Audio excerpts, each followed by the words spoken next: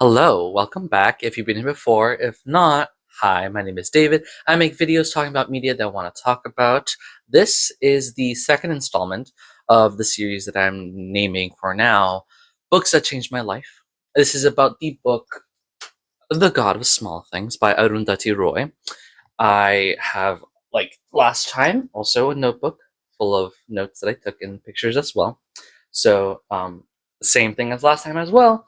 If you want to know what these stickers signify, stick to the end, and I'll tell you.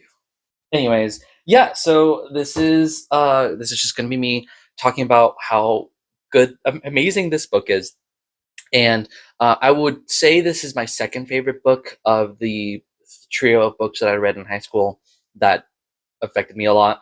But I just reread the third book. No spoilers as to which one it is. I just reread that third book, finished it, and last night, and I kind of feel like this, just diving into it, going deep into the story, made me love it more.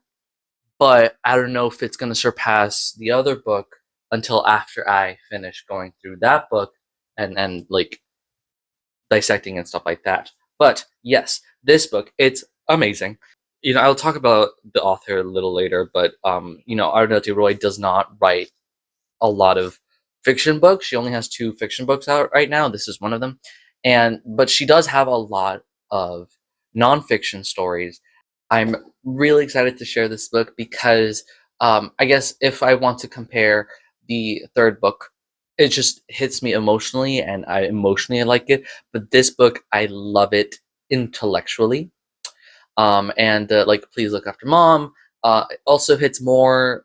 It kind of hits both emotionally and intellectually, but it's not as strong of emotions.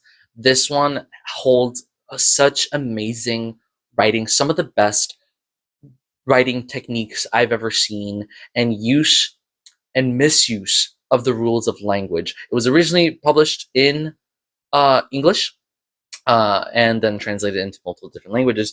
And so Arundhati Roy, she has just an amazing grasp of language in general. And so I'll share exactly what she does, and what this story is about. But yeah, so I will, unlike Please Look After Mom, this plot is very, very complex. It's only about 320 pages long, but it has a lot more packed into it than Please Look After Mom did.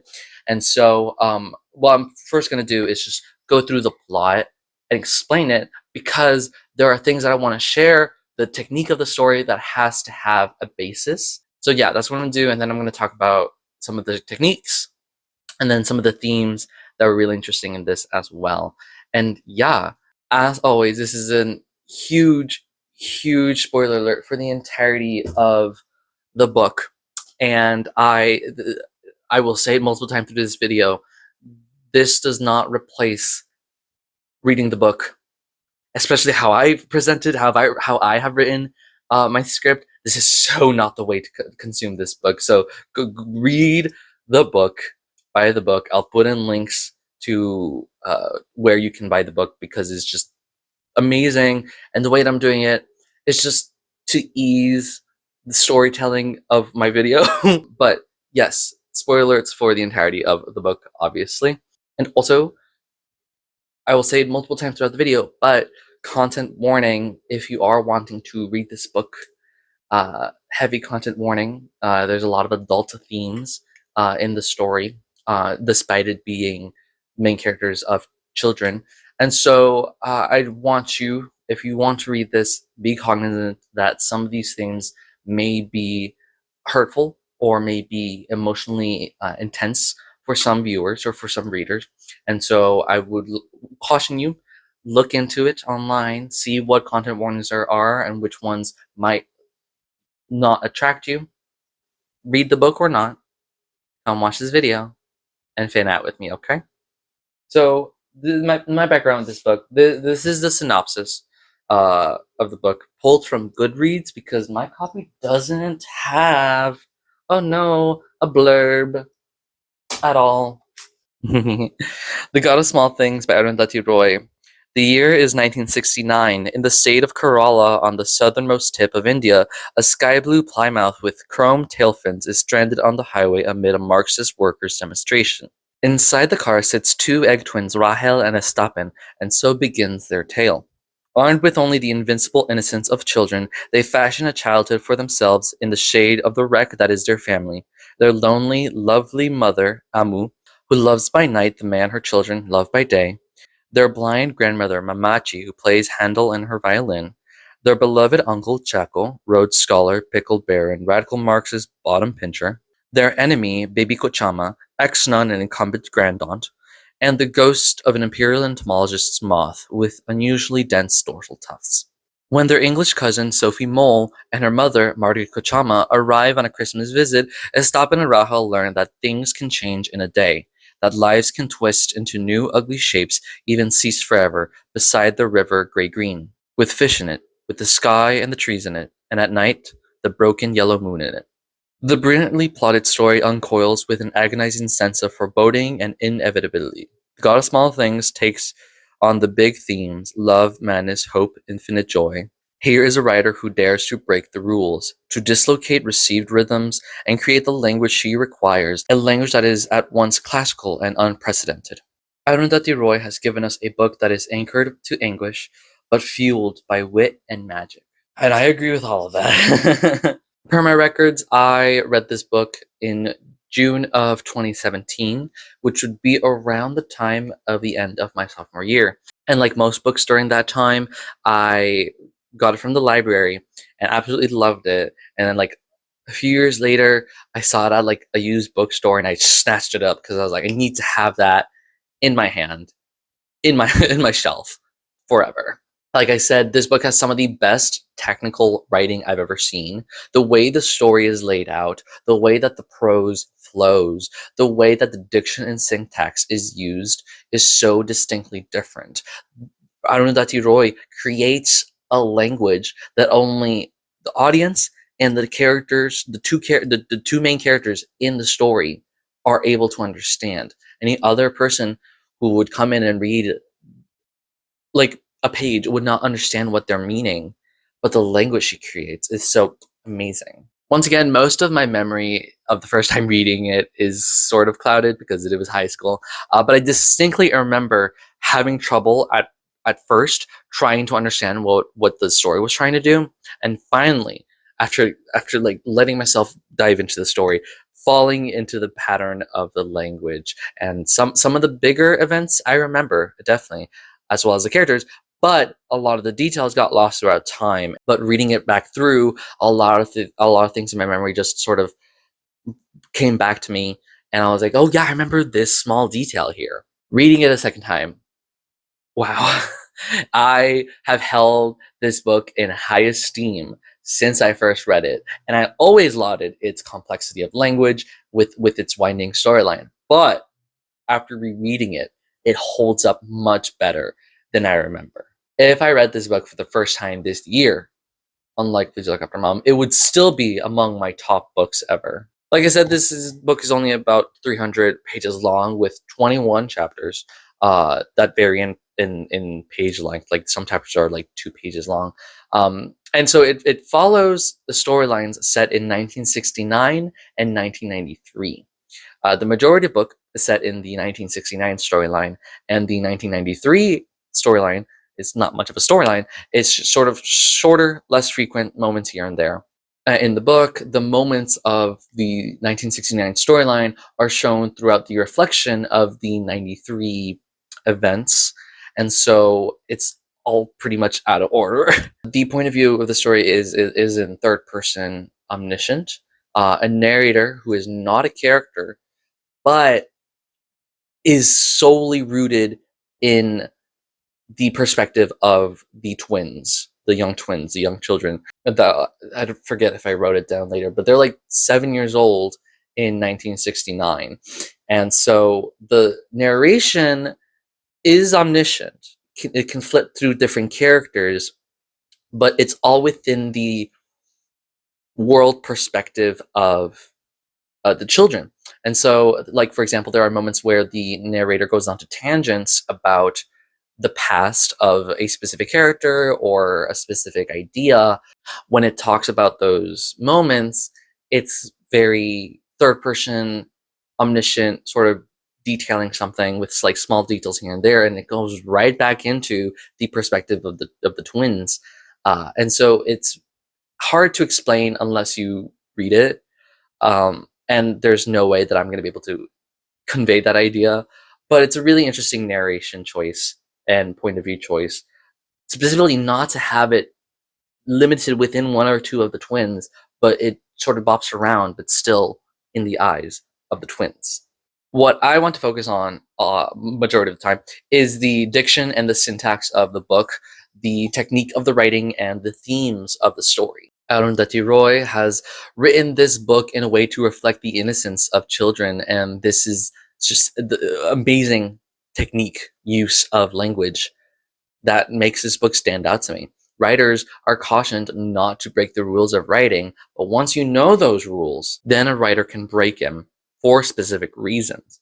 Any writer can break the conventions of writing. However, knowing how to break them in an effective way is a skill.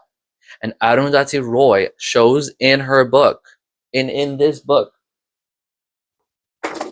she has massive skill and a mastery of language. And you know, not only does she have this mastery of language, she also adeptly touches on social, cultural, and political issues with a strong point of view, wanting to deliver a message and unafraid to do so. Before we begin, I want to give a big content warning that this book has heavy themes and graphic depictions of violence, sex, and taboo topics, as well as the death of a minor. I won't show the graphic depictions, but I will have to cover them because they are important to the story, so be careful. I also have the same disclaimer as before. I am not a member of the nationality and ethnicity featured in this book, thus I will not fully understand the complexities of their culture and society. But by doing some research about the author, I hope to find an approximate point of view to be able to discuss this book and the techniques featured that will honor Arundhati Roy and her work with my different point of view. This book was published in the spring of 1997 by Arundhati Roy. Most of my information about Arundhati Roy comes from a Britannica biography written by Amy Tikkanen and Varnesha Bhattacharjee. Apologies if I mispronounce names. The biography, which I have linked in the description. Arundhati Roy is also known as Susanna Arundhati Roy. I believe that's her first name, but she mostly goes by Arundhati Roy. She is an Indian author, actress, and activist. She was born on November 24th, 1961 in Meghalaya, India. Her father was an Hindu Bengali tea estate manager, her mother a Christian teacher and human rights activist. Roy studied in the School of Planning and Architecture at the University of Delhi, but eventually became a screenwriter after marrying Indian film director Pradip Krishan. She's written for the TV show In Which Annie Gives It to Those Ones, in which she also co-starred in, and she also wrote for the film Electric Moon and other TV dramas. Since then, Roy has turned her attention to writing, publishing this book in 1997, and her second novel, The Ministry of Utmost Happiness, was published in 2017. Intermittently, she has also written many non-fiction works, political writings that criticize fascism, social injustice, and globalization. Roy is an advocate for environmental and human rights issues and an activist frequently participating in protests. Most of what she writes is to highlight, comment on, or denounce injustice within India. Roy is very active in her protests and has also gotten into many altercations with the Indian legal authorities. In 1994, she wrote 2 articles published in a newspaper that criticized the film Bandit Queen for exploiting an infamous criminal, which led to a court case that made Roy retreat from the public for some time. The Britannica biography specifies that she took that time to finish writing I got small things. In 2002, while protesting the building of dams in the Narmada River, supporters of the dam accused her of attacking them in the 2001 during a protest. She wrote a dismissal of the charges, and then she was convicted of contempt of court because, quote, her petition for dismissal of the charges offended Supreme Court judges for its vituperative tone. A documentary called Damage came out later that year that covered this incident. I watched it, and it's pretty good. In 2010, Roy avoided a sedition charge after making remarks in favor of Kashmir's secession. As of June 2024, Indian authorities granted permission for Roy to be prosecuted for her comments despite the statute of limitations, finding a law to bypass it. Many civil rights groups have condemned this move. Roy has also vocally supported Naxalite insurgency groups' efforts to resist mining on tribal lands in Chhattisgarh state. She has also been a staunch critic of Narendra Modi, the elected Prime Minister of India in 2014. In December 2019, Roy joined the protesters against the Citizenship Amendment Act, which would offer amnesty to illegal immigrants from neighboring countries, but explicitly not for Muslim immigrants. Roy would also criticize the Indian government's handling of the COVID-19 pandemic and is an advocate for Palestinian freedom. So, as you can see, Roy has the backing of her actions to show her activism. Her nonfiction writings that discuss social, cultural, and political issues are influenced by the activism she does, and her writing here in God of Small Things has these topics included as well. As we'll see once we get through the book, Roy has an amazing grasp of how political and cultural systems shape our everyday lives and how they affect people in positive and negative ways. Roy also has a multitude of awards. She was awarded the Lannan Cultural Freedom Prize in 2002 for outspoken advocacy of human rights and the Sydney Peace Prize in 2004. She was offered the Sahitya Akademi Award by India's National Academy of Letters in 2006 for her collection of essays, The Algebra of Infinite Justice, but declined it, saying she couldn't accept an award from an institution connected to the government she opposes. She earned the 2015 Ambedkar Sudhar Award for her protest against caste-based discrimination and social injustice. She won the Penn Pinter Prize in June 2024, honoring her writing as fierce intellectual determination. The God of Small Things itself won the Booker Prize Award in 1997 and was listed as the New York Times Notable Books of the Year for 1997. It also got 4th place in the New York Times bestsellers list. After its publication, it received praising reviews and sold very, very quickly. However, Roy did have to go to court in Kerala, her home state, a few months later, charged with obscenity for a specific scene in this book, the charges which were later dropped. People have attempted to say that this book is autobiographical or semi-autobiographical. There are similarities, as Roy grew up in Yemen, the setting of the book, as well as having a Christian mother who divorced a Bengali man, which happens in the book. Roy denies these claims, though, saying she only drew from childhood experiences, but the characters and the events of the story are original. In an interview with Veer Sanghvi on RedF.com in 1997, Roy states, "My mother says that some of the incidents in the book are based on things that happened when I was 2 years old. I have no recollection of them, but obviously they are trapped in some part of my brain." She agrees that the story is very personal to herself, at least. So now I'm going to get into the storyline of the book itself. It has 21 chapters. These are all the chapters. Some of them have important relevance in terms of the names, and some of them are just literal, exactly what it means.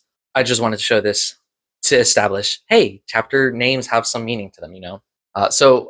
Within the 21 chapters, this book has 2 storylines, as I've mentioned before, both of them deviating into smaller, quicker moments elsewhere. This is going to be, this was a difficult one for me to write, as there is just so much, and I debated how to discuss this book. The 1969 storyline and 1993 storyline/events intertwine with each other, with the 93 storyline cut up and spaced far from each other, while 69 is spliced and rearranged, referenced and alluded to, foreshadowed and glimpsed, all in spaces between other events and moments here and there. It is very much like a puzzle piece, or just a full puzzle, just kind of thrown, and wherever the puzzle pieces have lied is how the story is presented. And it's less so haphazardly, and there's very deliberate reasons as to why moments come here and there. And so what I've done is simply just built the puzzle, and I'm showing you the puzzle as is. It is a mess of a story, but not in a bad way at all. Once you begin to read the book, once you start getting through it, it makes sense as to why things happen where and when. And, you know, at first glance, it's very complex, but it really makes up for it for its events that it shows and the revelations and the illusions and foreshadowing. All of it, all of the mess of puzzle pieces thrown into the air has a reason why. And oh god, I can't. I don't. I'm not going to be able to get into why, but moments in the 1993 storyline beget thought of other moments. And when I get into the 93 storyline, which is really short, I'll try to remember like, oh, this is where this happened. This was where this was remembered. Etc. So yeah, I will do my best to tell these storylines in chronological order in story to establish the text before I start discussing the parts I want to discuss about. What I am about to do is very painful. I am literally eviscerating a beautiful text, rearranging its contingent parts, and trampling on nuance and subtlety just to be able to share it. So read the book, please. There is so much ground to cover, and I need to be able to do this to be able to analyze themes and techniques. My first draft was so long because I was just going through, following each page of the book, or like going through it in the order the book presents it as, and it just got too long. And I was like, I'm not going to share the entire book this way because I'm not going to have any time to talk about anything else. So this is what I'm doing right now. I implore you to read this book. I'm going to keep saying that the entire time because I cannot show you some of the most poignant and amazing moments that are just between the lines and across pages, and I just can't cover most of it. But there's just so much beauty and subtlety and just amazing writing in the story that I would love to like, hey, this page so good. I don't really have anything else to say about it. So yeah, I cannot tell you enough that to go read this book because I adore the writing here, the story, everything. Everything is just amazing. In the 1969 storyline, it revolves around Estha and Rahel, fraternal twins living in Ayamenan, a town in southern India, Kerala. I have this necklace with twin feathers to represent them. That's what's jingling all this time. Also, these two, it's Lancelot and Gawain, the two twin. I I had gotten Matthew one of these for his, I think it was birthday or Christmas, one of those. Because he loves chess-pins, and so I got him one. And it turns out he already had one. So we have twins now, and so I put them here to represent Rahel and Ezda. Duos.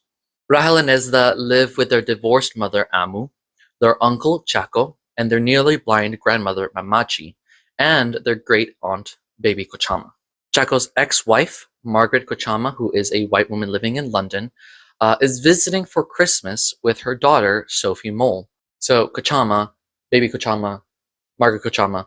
Kochama means little mother in Malayalam, and Mole and Mon. I don't really talk about any Mons here, but Mole, M-O-L, Sophie Mole, means little girl. So it's sort of like modifiers, but becomes part of their names. So in the 1969 storyline, it begins as Chaco, Baby Kochama, Amu, and the twins are driving to Cochin in their grandfather's sky blue Plymouth to pick up Margaret Kochama and Sophie Mole at the airport. Because of the distance, they make a trip out of it, ordering tickets to watch The Sound of Music at a movie theater and booking a hotel room the night before the flight arrives. So there is some backstory or background moments or stuff like that throughout the first part of the book, and honestly throughout the majority of it. Events are out of order and deviate into other moments. These tangents are very well written and add a lot of flavor to the book, and these tangents don't really have any importance in terms of the overall plot, but they just sort of paint the history of the characters, and I really like those. We learn about Baby Kochama's past in the first chapter of Paradise Pickles and Preserves, how she became educated in the United States after trying and failing to seduce a priest, Father Mulligan, visiting home when she was 18. This is one of my favorite tangents, specifically because it is Baby Kochama, who is a very important character, And everything in the tangent doesn't really matter to the overall storyline. Like her quote unquote romance or lack thereof of Father Mulligan doesn't get brought up at all. We also get detailed about her father, who is called Little Blessed One because he was blessed by the Antioch of somewhere in when he was a young child, and so he became a reverend and was always called Little Blessed One. And he had his daughter was Baby Kochama and Papachi. We'll learn about Papachi. Mamachi, grandmother of Esta and Rahel. It's a mess of a family tree. Anyways, Mamachi and Chaco, the mother and son, run a pickling factory called Paradise Pickles and Preserves, like first chapter, which Mamachi started when her husband, the twins' grandfather Papachi, retired. So, Little Blessed One had Papachi and Baby Kochama. Papachi is, I assume it's like a Malayam or some child version of like grandfather. It makes sense. Grandfather to Esan Rahel marries Mamachi, and they have Amu and Chaco. And Baby Kochama never had any children. Papachi used to be an imperial entomologist for India and had a career failure and had bought the sky blue Plymouth as a retirement gift to himself, I guess. The sky blue Plymouth, is used a lot within the story, just as sort of like a setting aspect. The family uses it after his death. Papachi died from a heart attack, and so either Chaco or the family, they don't really specify ownership of the sky blue Plymouth, but after Papachi died, the family could use it, and Chaco's been the one using it most usually. In chapter 13, let me check. Yeah, the chapter 13, The Pessimist and the Optimist, we learn about Chaco and Margaret Kochama's courtship. That sounds too formal. When they got married, Chaco used to study at Oxford, and he met Margaret Kochama at a diner where she was a waitress at. The Pessimist and the Optimist sort of is a comment on how Margaret is the pessimist and Chaco is the optimist, and also is a reference to a joke that he told to Margaret to get her to laugh before they started dating. When Sophie Mole was born, Chaco was not in a good work situation, so Margaret divorced him, and he moved back to Ayamenin, first he moved back to Delhi and had a job there, and then Papachi died, and Mamachi had her factory, and so Chaco came and took up the factory, all the while in London, while Margaret was raising Sophie Mole as a single mother. Or actually, she meets a biologist named Joe while she's pregnant, and then after she divorces Chaco because they're not a good relationship, she marries Joe, and so Joe ends up raising Sophie Mole. So Sophie Mole sees Joe as her father, and after 9 years, when she's 9 years old, he dies in a car crash. And so Margaret and Sophie visit Chaco for Christmas so as to not be alone, because Margaret kept communication with Chaco, obviously the father of her child, and because of Joe's death, they didn't want to be alone. They were talking with Chaco, and Chaco invited them for Christmas, so they are visiting India for Christmas. That's why everything's happening right now. Amu, the twins' mother, is a very interesting character. She feels like her life has finished. She was 27 that year, and in the pit of her stomach, she carried the cold knowledge that, for her, life had been lived. Papachi, her father, never sent her to get educated, yet never worked to get her married, so when she was old enough, she took the future in her own hands. While visiting a distant aunt in Calcutta, Amu meets and marries Baba. They lived in Assam, where Baba worked as a tea estate manager. This is a reference, obviously, to Arundhati Roy's father being a tea estate manager, and I guess sort of also reasons why the next few things happens. I don't know if this is actually true in terms of Arundhati Roy's father, but Baba himself, the twins' father, was also an alcoholic, and he had stopped going to work, and his boss had insinuated to him to send Amu over to him so that he could keep his job. And there's also a really nice detail how there's already a lot of kids in the tea estate from the boss. And so Baba tries to get Amu to agree with him, and she denies, and he becomes abusive. And so for like about a year, it looks like he and Amu are not in a very good relationship. He's abusive to her. She fights him. And then the twins are born, Rahel and Ezda. Ezda's full name is Estapin. They were born in 1962. After they were born, Amu divorced him and moved back to Ayemenen with her twins in tow. What I meant to say about Baba and Arundhati Roy's own father is that it foreshadows Amu and Baba divorcing because her father and mother also divorced in real life. That's what I meant. I don't really know, if anything, about Baba, the details of, the alcoholism and the boss is real, but at least the divorce was real, and that's the foreshadowing that I meant. She didn't really want to go back to Ayamenem. She saw that there was just a dead end there for her, and so she had tried to get out of that.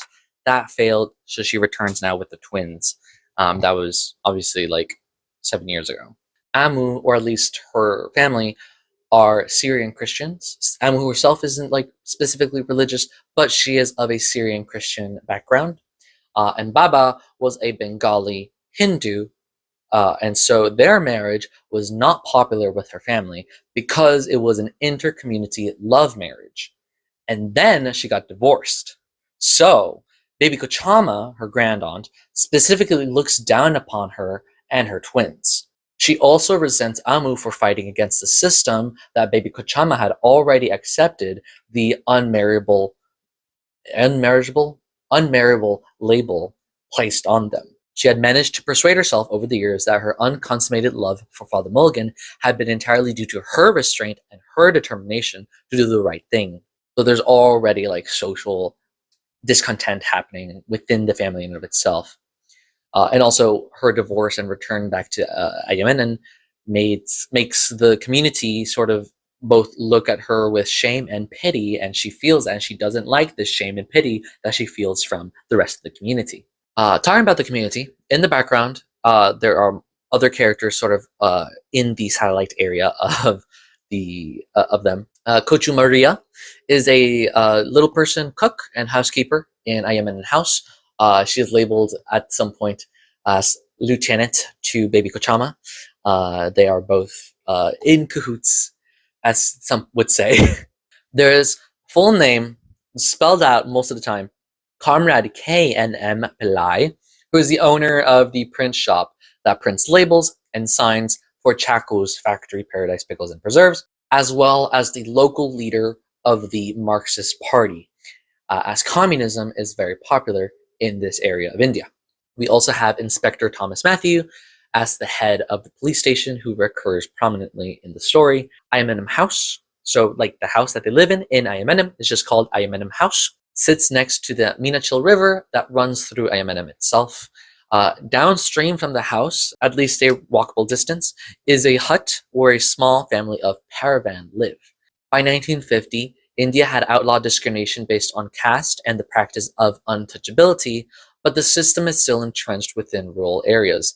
Paravans, also called untouchables, or Dalits as they are called in more modern times, are oppressed based on race, but small improvements have been made. In this story, Velutha is the eldest son of the Paravan family, and he works for Mamachi and Chaco as a carpenter and engineer, basically just a handyman, and he does a lot of important work in the factory, which the other factory workers dislike because he is an untouchable, he's a Paravan, and they are not, so they see him as a lower social standing. Velia Papin, his father, has a false eye that Mamachi had bought for him, which he views as mortgage to her.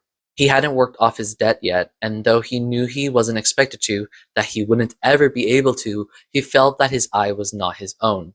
His gratitude widened his smile and bent his back. Velusa's brother, Kutapin, was paralyzed in a farming accident and resides in their hut, and their mother, Chella, died of tuberculosis a few years ago. When he was slightly younger, Velusa worked hard and gained many skills, which garnered a lot of attention.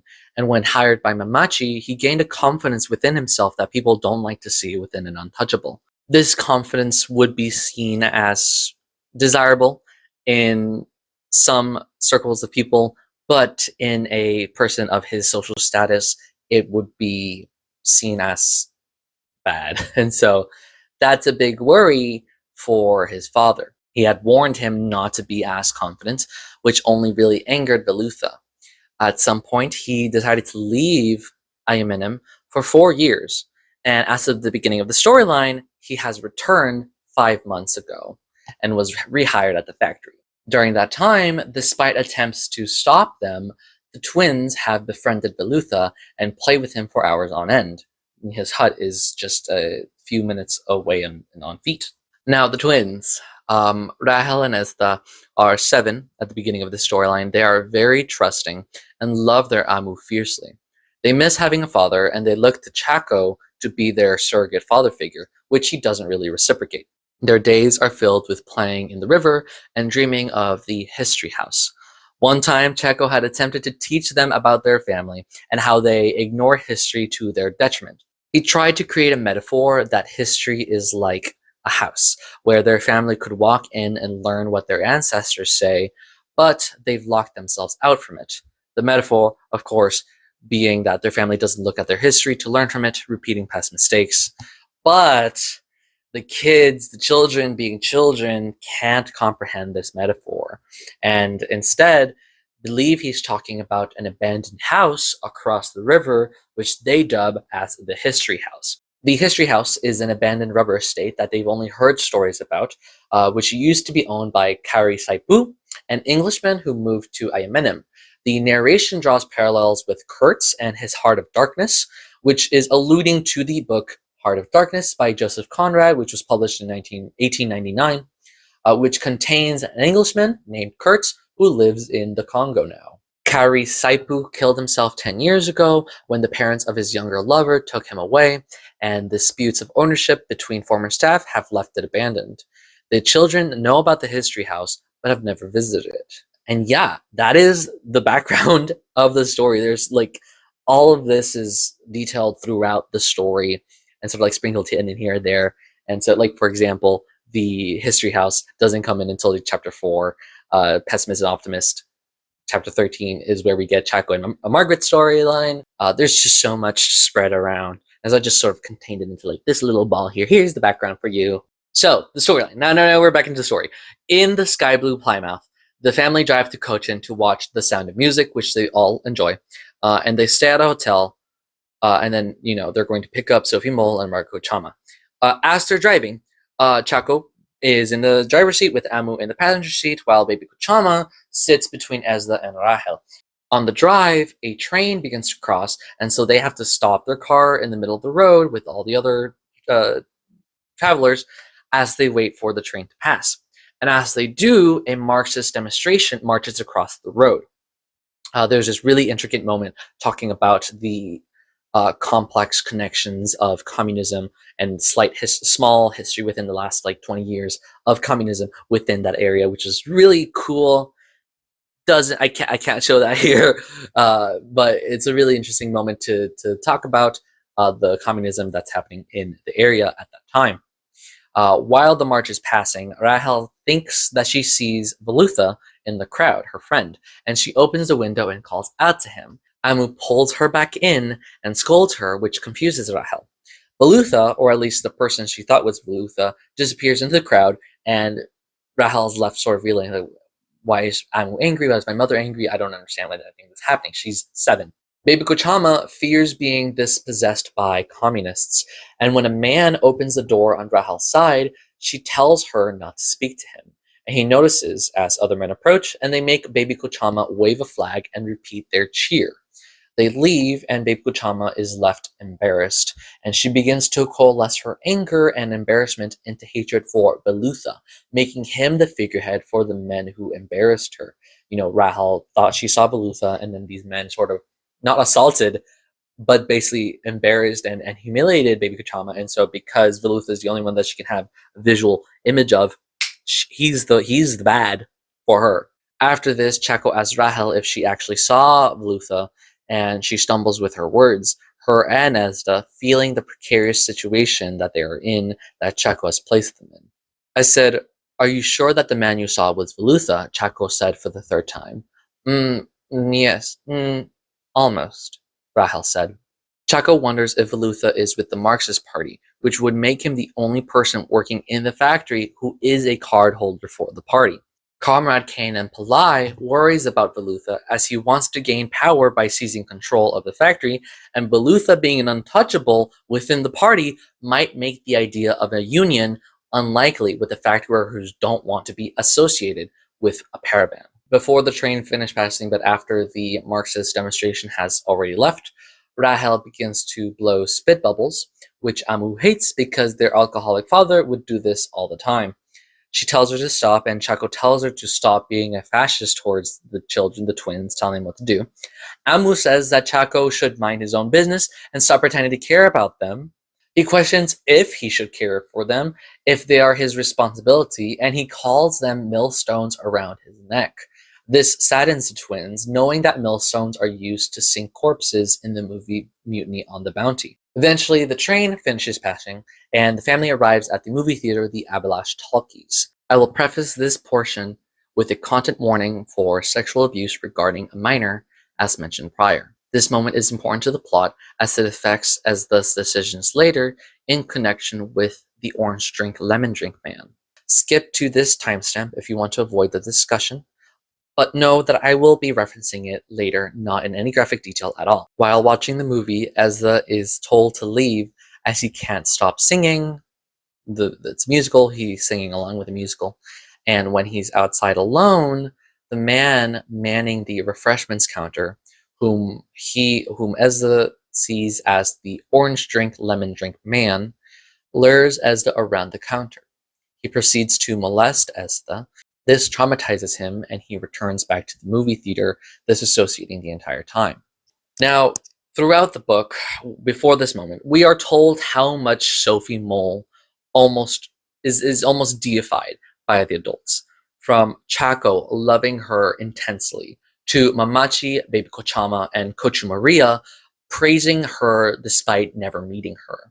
And the twins hear this talk about Sophie Mole so frequently that they begin to call this week "What Will Sophie Mole Think" week, because all of the family, all of the adults are basically being like, "Hey, do you think Sophie Mole would like this food?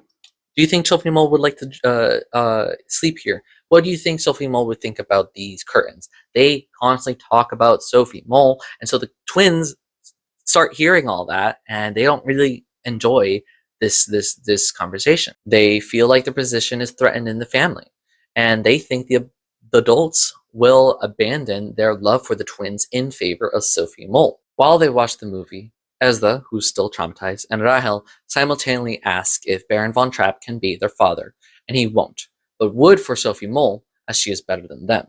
Ezra feels nauseous, and he and Amu go to the bathroom. Ezra convulsed, but nothing came, just thoughts. As they floated out and floated back in, Amu couldn't see them. They hovered like storm clouds over the Basin city. But the Basin man and Basin woman went about their Basin business. Basin life went on. When he can't throw up, they leave, and the orange drink, lemon drink man speaks briefly to Amu, nearly befriending her and sending a secret message to Ezra that he knows where he lives. When they retrieve Baby and Rahel to leave, Ezra stops the orange drink, lemon drink man interacting with Rahel, and she understands that he did something wrong to Ezra. When they leave, Amu makes a comment to Baby how kind that man was, and Rahel lashes out. Amu scolds her and tells her that when you hurt someone, they love you a little less.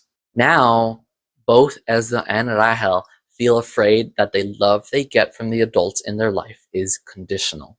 They go to the hotel where they sleep for the next day, where as punishment the twins have to switch the rooms that they slept in. But now that Ezda wasn't well and love has been reapportioned, Amu loved her a little less, Rahel will have to sleep with Chaco and Ezra with Amu and baby Kochama. At the Cochin airport, while they wait for Sophie Mole and Margaret Kochama to arrive, Rahel imagines seeing the concrete kangaroo statues moving around and alive, sort of imagining them to let time pass. Ezra is focusing on the warning from the orange drink lemon drink man. When Sophie Mole does arrive, all the emotion the twins have regarding her arrival manifests in them acting out, not obeying Amu and being bratty. Chaco welcomes Margaret and Sophie Mole warmly, which the twins see Chaco, not wanting to be their father figure and wanting to be Sophie Mole's father figure. And when they walk away, Amu scolds her twins, telling them that if someone gets the wrong idea, that they might take them away from her. More fear begins to pile onto the twins. Now, there's a possibility now that they can imagine themselves being separated from Amu, and that scares them. The drive back to Ayamenem is undetailed. Nothing exciting happens, I guess. And Ezra and Rahel split off while the family tries to give a good impression to Margaret and Sophie Mole. Rahel runs to play with Velutha, who has just finished working on a project for Mamachi. At that moment, Amu sees Rahel being picked up by Velutha. She feels a little jealousy because of Rahel's pure love for Velutha. Amu and Velutha are 2 years apart in age. Amu's 2 years older than he is. And in that moment, they look at each other, and they're suddenly filled with attraction to each other. Meanwhile, Ezra hides in the factory while the laborers are outside, and he begins to plan, thinking 2 thoughts, knowing that anything can happen, and they need to be prepared. These 2 thoughts begin to push him and Rahel's actions. He fears the orange drink, lemon drink man arriving and Amu just treating him kindly, and he does not want to be there if that happens. With Velutha, Rahel tells him that she saw him at the parade, which he deflects. He tells her it was his long-lost twin brother, Urumban, from Kochi, and she's obviously trying to hide his actions, and, Rahel as a child sort of is distracted enough to not understand or, forget about it. Mamachi and Kochi Maria greet Sophie Mole, and Kochi Maria takes her hands and smells them, which Margaret tone-deafly questions if men and women doing that to each other, to which Amu responds sarcastically. And Chaco, who's been maintaining this tension of good impressions, this play, asks her to apologize, and Amu storms off to avoid the play that they have been put on for Margaret and Sophie Mole. Must we behave like some damn godforsaken tribe that's just been discovered? Amu asked. Kocha Maria had baked the cake for Sophie Mole, and when they are eating, Sophie Mole tries to play with Rahel, but she's being constantly doted on by the adults. This brings Rahel into their attention too, which she dislikes, and runs away to find Ezra. She finds him in the factory, thinking it's 2 thoughts, and he tells her that he's going to be putting stuff in the history house to prepare to leave their family when they need to. He's sick with worry about the orange drink, lemon drink man, and wants to be ready to run away. This aligns with their fear that when Sophie Mole arrives, all the love that they have from the adults will be switched over to Sophie Mole, and no one will love them as much as she is. Ezra tells Rahel to meet him in the near location where they usually play after her nap. While Rahel takes her nap, Ezra sits on a huge rock, and when she meets him there, she realizes that it's actually an overturned boat, which they test, and they see that it sinks. They take it to Velutha, who promised to seal it and plug its holes. He warns them that the river is strong, and they promise to only use it with him, which is a lie. Kudapin, who is Velutha's paralyzed brother, in the hut, while the children are outside sanding down the boat, preparing it for Velutha to fix it, Kudapin asks Velutha if the twins said anything about seeing him in the march, confirming that Velutha was the person that Rahel saw in the march. Velutha says that they might have seen it, but they've completely forgot about that now. Later that day, the twins return to Amu to see her asleep and see her dreaming. She dreams of Velutha, who she sees and calls only as a man with one arm called the god of small things. Amu traveled upwards towards a dream in which a cheerful man with one arm held her close by the light of an oil lamp. He had no other arm which to fight the shadows that flickered around him on the floor, shadows that only he could see. When she wakes, she sees the twins and cares for them, and walks into the bathroom contemplating her life.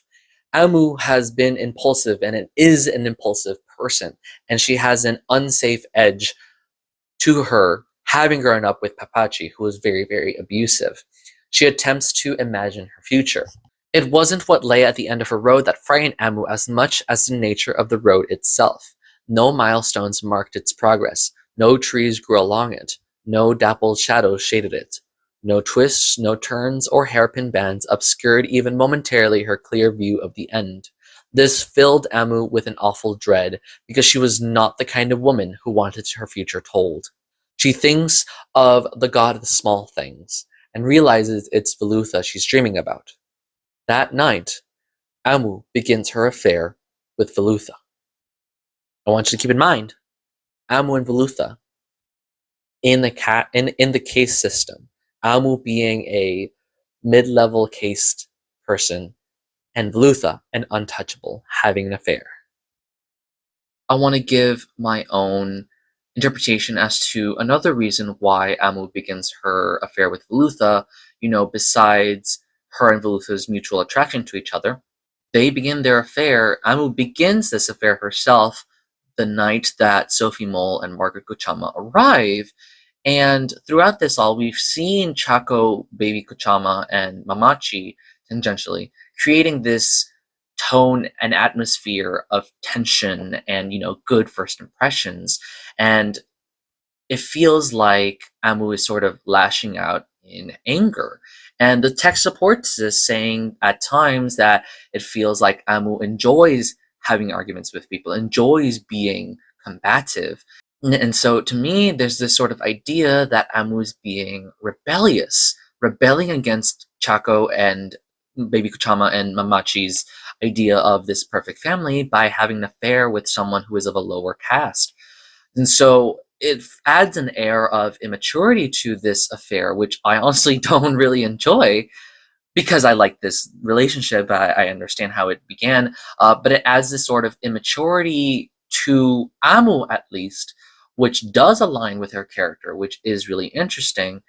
And it doesn't really paint, at least I would like it not to paint the relationship that Velutha creates with her, because Velutha is not rebelling against anything. He is reaching out in love, and so he wants to feel something. And so I think this is just another addition to, my interpretation as to what Amu is feeling at this time, that I don't really touch later in the video, her internal thoughts. But yeah, the next day in the morning, Chaco goes to speak with Comrade Kane and Palai. Palai's family, his wife's son, a niece, and his own mother, are paraded in front of Chaco, showing how both ambitious Palai is and how poor he is too. Chaco first confirms some changes to some factory labels, and then asks Palai if Velutha is part of the Marxist Party, saying that Rahel saw him at the march. Palai says that he is a good party worker, but suggests that Chaco let him go and get him a job elsewhere. That way, Chaco avoids issues with his labor force about a paravan working there, and secretly, Palai has an easier way to take control of the factory without someone there as an ally that would be unwanted. Chaco says Velutha is too important to let go from the factory, but Palai says it's too precarious to let Velutha stay. So Chaco begins to think about that. This is the chapter called Work is Struggle, chapter 14. 14? Yes. And I like the title, Work is Struggle, because it's dealing a lot with the Communist Party and communist affiliations. This chapter is where Palai begins being an important part of the story. After Sophie Mole and Margot Chama arrive at IMNM House, there is a slight time skip of about 2 weeks that doesn't really feel like a time skip because everything's being time skipped around. But 2 weeks pass. And within those 2 weeks, Sophie Mole surpasses the twins' expectations and quickly befriends them. She's nothing like how the adults raised her up to be, from telling Chaco that he wasn't her actual father. Yes, biological, but not the one, not her father, not like Joe. Joe is her father. You're just her biological, real father. Whatever. And thus, this frees him to be the twin surrogate father, which they see positively. And also, two, rejecting Baby Kochama's attempts to endear herself to her. Baby Kochama has always been a antagonistic force in the twins' lives, and so Baby Kochama was trying to have Sophie Mole, you know, like her, I think. She was trying to endear her to herself. But Sophie Mole summarily rejected all of her attractions. That sounds weird. What's the term? She was trying to make her like her. And Sophie Mole does not like Baby Kochama. And the twins love that for her. And so they befriend her because of these things. And also, Sophie Mole is such a manic pixie child. I'll get into that. But yeah. So the twins begin playing with Sophie Mole, fully integrating her within their lives. During those 2 weeks, also, the twins by themselves begin ferrying toys and objects to and from A&M House and the History House, using the boat that Velutha had fixed for them. They are setting up a safe haven for themselves. Also, within those 2 weeks, Amu and Velutha begin to meet up at night. When the twins' boat is complete, in the day, the twins take the supplies to and from, but at night, Velutha and Amu take the boat to the History House, where they are intimate with each other. This is detailed in the last chapter, chapter 21. Content warning here, in terms of the book, this is a very, very graphic sex scene. This is the last chapter of the book, a hidden moment away from the turmoil of the entirety of the story. And this is the scene that got Arundhati Roy charged with obscenity for depicting a Christian woman of an upper caste having consensual sex with a Dalit man, an untouchable, a paravan man of a lower class. This is what got her charged for obscenity. Not everything else. Not everything else happened with the story. There's a lot bad, worse stuff in the story that, socially is a little taboo. But this sex scene of two consenting adults, just because they're different races, is what got her charged with obscenity, which is insane. Which is, but yeah, this is where that happens. Last chapter of the book, which is really interesting that it is the last chapter, because the entirety of the story, of the mess of the story, the complex story is there, and then after everything just finishes, the very last thing we see is this love story. And I will talk about a little more why it is the last scene. But it's just beautiful that this is the last chapter in The God of Small Things, especially because The God of Small Things is Velutha. At some point within 2 weeks, Velia Papin sees Amu and Velutha crossing the river, and it's mentioned that some other people in the village as well see them crossing the river and having an affair. There isn't much focus on what the community says or thinks about the affair, but it's enough to know that it's an unpopular affair. So 2 weeks have passed since they arrived. They're specifically here for Christmas, but they never touch on Christmas. There's only description of a picture that they took on Christmas Day, but they never talk about Christmas in this book. I guess nothing exciting happened in Christmas. And so the 2 weeks later, this important time, the climax of the story, is probably within the few days after Christmas, or around or after New Year's. So I'm releasing this video hopefully around that same time frame. So 2 weeks later, one afternoon, a strong storm rains heavily on Ayamenem, a cyclonic disturbance. Earlier that day, Chaco and Margaret Kochama had gone to Cochin to confirm their return tickets, probably returning within the next few days, and they would be gone for most of the weekend. Velia Papin, having been heavily drinking, and being a man susceptible to superstition, sees the heavy rain and believes it an omen from an angry god. To a drunk and superstitious man, it could have seemed like the beginning of the end of the world, which, in a way, it was. What the story calls the terror takes hold of him, a combination of loyalty and fear, and he goes to Ayamenem House to speak to Mamachi. In the rain, Maria speaks to him first and then fetching Mamachi. When she arrives, Velia Papin takes out his mortgaged eye and holds it out to her, not deserving it. Mamachi is angry with him about his drunk state, and he babbles about how much she's done for him, how generous her family has been to his family, and she's calms down a little bit hearing all these bardic stories that he's telling about her family.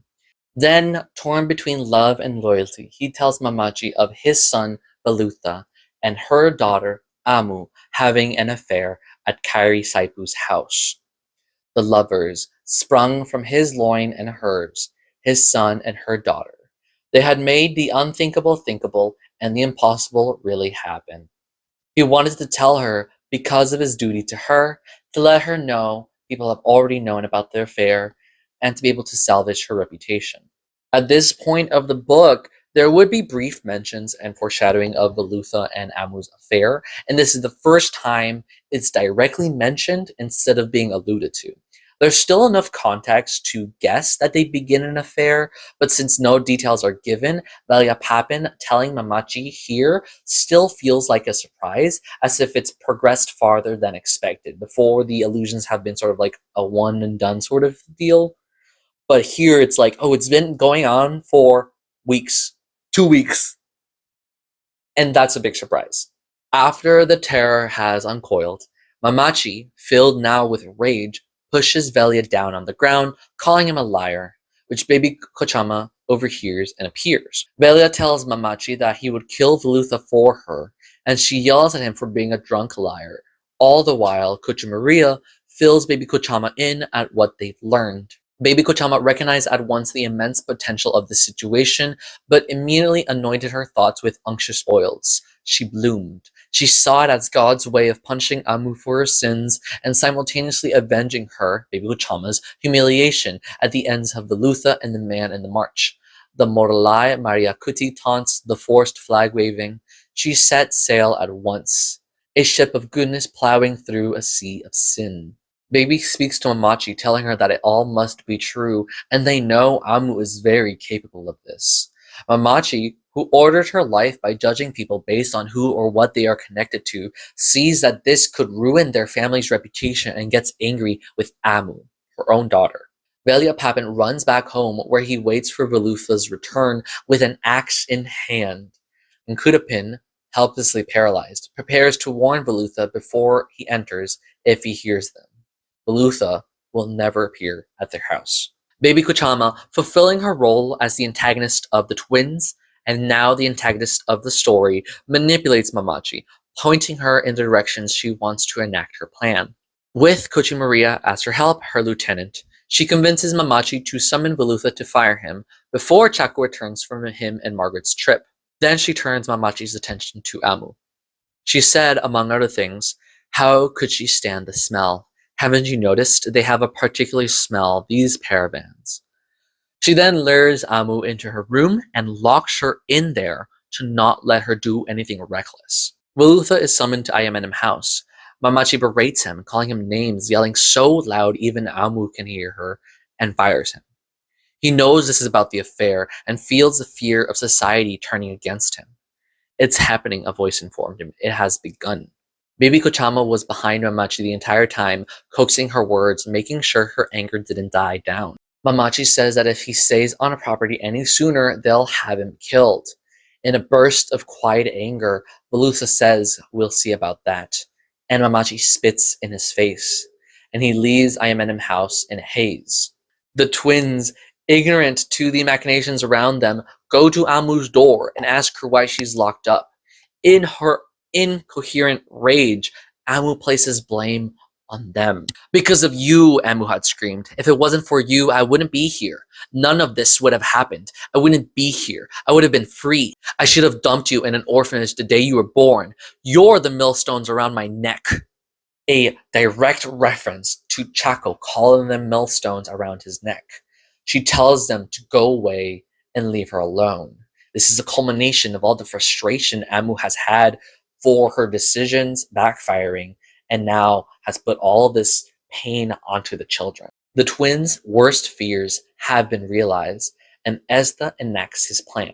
They prepare to leave and live in the history house, away from the family, away from the pain that they have endured.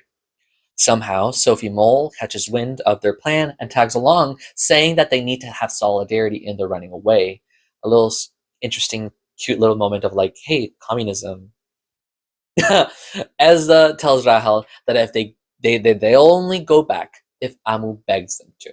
Meanwhile, Velutha goes straight to Comrade Kayan and Pelaya's house, afraid for the future, knowing that his affair with Amu is catching up to him. It takes some time for Pelaya to answer the door, but when he does, Velutha asks him for help. I enjoy this moment a lot. The words that Velutha says are summarized, but Pelaya's words are written out and direct. Once again, Velutha heard himself say something which made no difference to the man he spoke to. His own voice coiled around like a snake. Maybe, Comrade Pelaya said, but comrade, you should know that the party was not constituted to support workers in discipline in their private life. Velutha's words being summarized while Pelaya's words are written out is a great indication of how his words are less important than Pelaya's. Like that, Pelaya severs Velutha from the Marxist party, leaving Velutha wholly alone. Velutha leaves Pelaya in a haze, heading to the river. And there it was again. Another religion turned against itself. Another edifice constructed by the human mind, decimated by human nature. Ezra, Rahel, and Sophie Mole board their boat, taking foodstuff that they stolen from the kitchen, and begin rowing through the river to their history house, where Ezra has stored provisions since his encounter with the orange drink lemon drink man. He and Rahel have done this crossing many times before, but in daylight with a normal river. However, the heavy rain that has now ended has filled the river, making it deeper and dangerous. Flotsam and jetsam fill the riverway, invisible and silent in the dark as they begin their crossing. And there's this brilliant moment of realism. They were past the really deep, only yards from the other side, when they collided with a floating log and the little boat tipped over. The kids, able to swim, struggled to reach the shore. And once they swim to safety, out of breath from the effort, Ezra and Rahel are alone. Sophie Mole fell from the boat with them and silently drowned, her body being taken away by the strong current of the river. There was no storm music. No whirlpool spun up from the inky depths of the Minachil. No shark supervised the tragedy. Just a quiet handing over ceremony. A boat spilling its cargo. A river accepting the offering. One small life. A brief sunbeam. The twins, knowing that they've done something wrong, hide within the history house, sleeping with their dread. It was 4 a.m. by then. Unknown to them, Velutha had crossed the river as well, having fallen asleep on the other side of the house already. At 9 a.m., Sophie Mole's body was found by fishermen in the river. Mamachi and Baby Kochama become aware of the missing children, the events of Velia Papin's visit distracting them. Baby Kochama tried asking Amu where they were, but only got angry yells. Sophie Mole's body is taken into the drawing room and laid on a chaise lounge. Baby Kochama is summoned to the police station to talk to Inspector Thomas Matthews. Baby Kochama sinks deeper into antagonism as she lies to the inspector. She says that a few days ago Velutha attempted to rape Amu. Amu wasn't there to report it because she's worried for her children that have disappeared. The night prior, Velutha had came to Ayamenem house to threaten them, saying that they had no right to fire him because it was consensual, but there wasn't evidence of that. Baby describes the way that he spoke, grafting the men at the march's behaviors onto Velutha. She embellishes his one comment and makes it into a larger threat and connects the kid's disappearance and Sophie Mole's death to him. Crying, Baby Kochama convinces herself of her lie and files a report for the inspector. He promises to arrest Velutha and she returns to Ayamenem. Before he sends police, Inspector Matthew calls on Comrade Ken and Pelaya, needing to know if Velutha was protected or not. The only thing the inspector asks of him is if Velutha is a card-holding member. Pelaya lies, says that he's not, but doesn't attempt to counter the alleged rape he knows to be untrue, nor does he mention being the last person to see Velutha. He confirms to Matthew that Velutha works alone, which is enough for the inspector to send out a posse of policemen to arrest Velutha.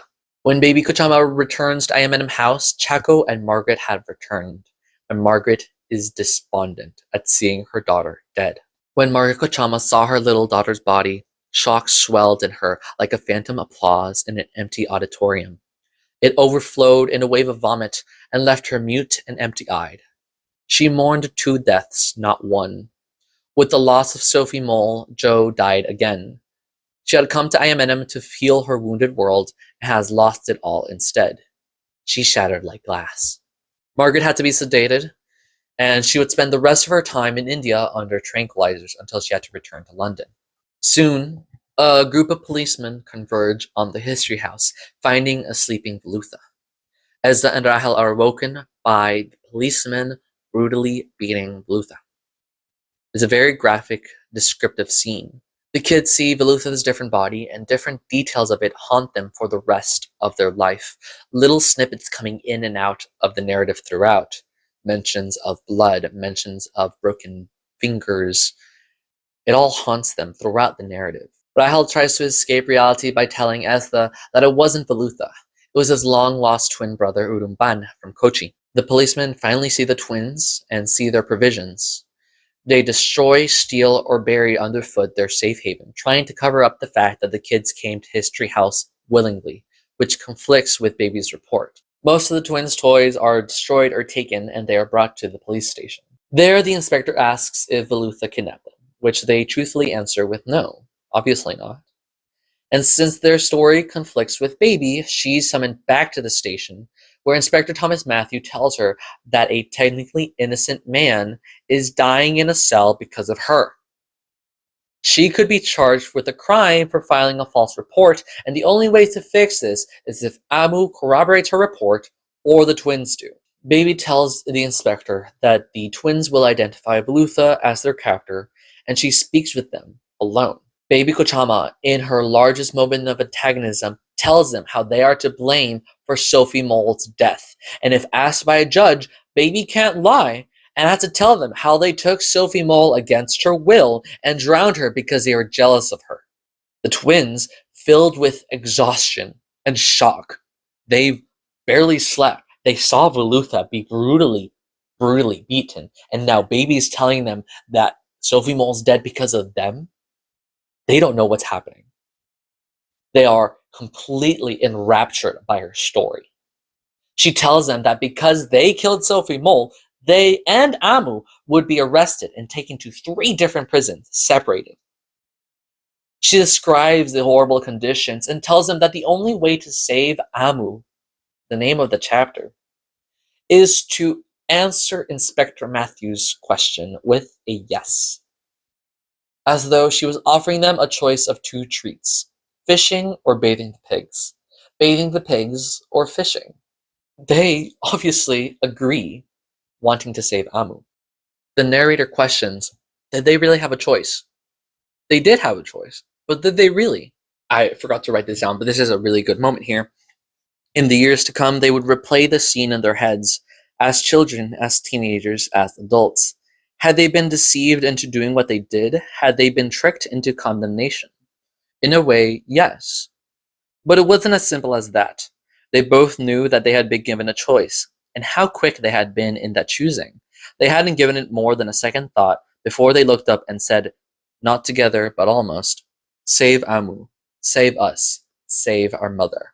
Baby sends Ezra to do so, and Inspector Matthews shows him Velutha's mutilated body. Inspector Matthews' question is not written, but Ezra responds with yes. They are returned to AMNM with Baby, given sleeping pills to rest. And before they sleep, Ezra turns to Rahel and tells her that she was right. It was Velutha's long-lost twin brother Urumban from Kochi. Between the days, whenever Margot Kochama would be lucid, she'd track Ezra down to slap him. Her fevered mind fastened like a limpet on the notion that Ezra was somehow responsible for Sophie Mole's death. She had no way of knowing this to be true, but still thought it. Mother's intuition is what the narration sort of says. Ezra and Rahel are trying to deal with the events that they witnessed, and at the funeral, Rahel imagines Sophie Mole alive in her coffin, cartwheeling when people are distracted and pointing things out to her that she notices. After the funeral, Amu takes the twins to the police station to clear Velutha's name, but Velutha had already succumbed to his wounds. When Amu tries to set the record straight, Inspector Thomas Matthews intimidates her to stay quiet, not wanting this information to get out that would rattle the community. A consensual relationship between castes. That is bad. Learning that Amu visited the station trying to clear Velutha's name, Baby Kochama worries about Amu. She was banking on the idea that Amu wouldn't willingly ruin her reputation and did not take into account her unsafe edge. At the same time, Comrade Kane and Pillai had organized a strike for the factory workers, shutting down the factory temporarily. They're using Velutha's arrest and subsequent death as impetus for their anger. Chaco is already dealing with grief for Sophie Mole's death, so the factory is easily taken over. With the political climate of the town in turmoil, Inspector Matthews might be transferred because of Pillai's machinations, and at any moment, a new inspector could come in, the case might be opened again, and Baby would be again in danger, in trouble. So, Baby needs Amu to leave Ayamenem. In her final act of antagonism, she directs Chaco's grief and anger at Amu and her children. Chaco breaks Amu's doors down and exiles her. It is also Baby's idea that Ezra be returned, capital R returned, to be sent away to live with his father in Calcutta. With that, Baby Kochama finally avenges herself with the men at the march and punishes Amu for her being a divorcee from an intercommunity love marriage, and the children for being children, basically. 2 weeks later, Ezra, Rahel, and Amu have a tear-filled goodbye at the Cochin Harbor terminus, as he boards the Madras mail to go to Calcutta to live with his father. Amu then leaves Ayamenem, leaving Rahel to grow up alone. The 1969 storyline ends here. Mind you, all of this is cut up and out of chronological order. The first event we witness of this storyline in this book is Sophie Mole's funeral. Whenever Sophie Mole appears alive, it's with the knowledge of her impending death. The dramatic irony of her life in comparison to the very first scene of this storyline in the book being her funeral. The events unfold out of order depending on what events occurred in 1993 that spur their memory. I love this story. It's so, I want to say it's simple. It makes sense that these things would happen and people would die, but still complex in its meanings and like why these happen. I love it so much. Now, the 1993 storyline. The entire book begins with Rahel returning to Ayamenem. She is now 31 years old. Baby Kochama and Kochu Maria are the only ones left in Ayamenem house. Mamachi has died and Chaco had moved to Canada to run an unsuccessful antique store. They don't appear ever again. Margaret Kochama presumably returns to London, and she never forgives herself for going to India with Sophie Mole, dying at an indeterminate time. It's specifically mentioned that she goes to the grave with the picture of Sophie Mole dead on the chaise lounge. I don't know if it meant like a physical picture, which I don't know why they would take a physical picture of her dead body, or a mental picture in her mind, one of those two. Baby Kochama had written to Rahel telling her that Ezda has been re-returned. Their father, Baba, was retiring and moving to Australia, and he couldn't take Ezda with him. Not knowing what to do with him, Baby Kochama had summoned Rahel so that she could probably take him away or something like that. Baby Kochama is honestly not really sure why she summoned Rahel. In the years since being returned prior to 93, Ezda in Calcutta with his father was put into a school for boys where he was an average student. After school, he stayed at home, refusing to go to college, and instead did housework for his father and his stepmother. He took care of an elderly dog named Kubchan, and when it finally died, he began to walk for hours on end, like just walking. Ezra had become quiet. He stopped speaking, stopped taking up space in the world, and became a husk of himself. He grew accustomed to the uneasy octopus that lived inside him and squirted its inky tranquilizer on his past. Gradually, the reason for his silence was hidden away, entombed somewhere deep in the soothing folds of the fact of it. This, of course, is detailed pretty early on in the story, and so now we know, since he had condemned Velutha with a single word, He had grown quiet as a traumatic response. The word Ezda's octopus couldn't get at. Yes. Hoovering didn't seem to help. It was lodged in there, deep inside some fold or furrow, like a mango hair between molars, that couldn't be worried loose. Rahel, on the other hand, in Ayamenem, was taken to 3 different schools throughout her young life, getting kicked out multiple times for odd things she did, like bumping into women to see if breasts hurt, or burning the headmaster's false hair bun. It was, they whispered to each other, as though she didn't know how to be a girl. Chaco and Mamachi didn't take an active role in raising her, both of them dealing with grief. Chaco, grief for Sophie Mole, Mamachi, grief for Sophie Mole, and grief for Chaco's grief. They didn't really care for Rahel, only doing the base provisions that she needed. So Rahel had to learn about the world on her own. So long as she wasn't nosy about it, she remained free to make her own inquiries. Into breasts and how much they hurt, into false hair buns and how well they burned, into life and how it ought to be lived. Amu, who was exiled, would visit a handful of times, trying to get jobs in different cities. At one point, she promised Rahel that she'd get a job. She would take her and Ezra to live all together wherever they wanted. And she, at this time, had developed health problems, not being able to breathe. Amu came back to Ayamenem with asthma and a rattle in her chest that sounded like a faraway man shouting. She also drank regularly. Rahel began to be ashamed of her mother. When she was 11, Amu visited for the last time, without them knowing, at age 31, and left in anger when Mamachi told her to lessen her visits because of her alcoholism and for her sickness. She had changed, and she was no longer the woman Rahel knew in her youth. When she returned to a small room in Aleppi, Amu died from her asthma. The church refused to bury her, so Chaco had her cremated. At the small ceremony, with only Chaco, Rahel became numb and still. There was a hum in Rahel's head, and for the rest of the day, Chaco had to shout at her if he wanted to be heard. Rahel's stillness is similar to Ezda's silence, a result of untreated trauma from the childhood. Without Ezda, she no longer had ambition or drive. Somehow, she earned admission into College of Architecture in Delhi.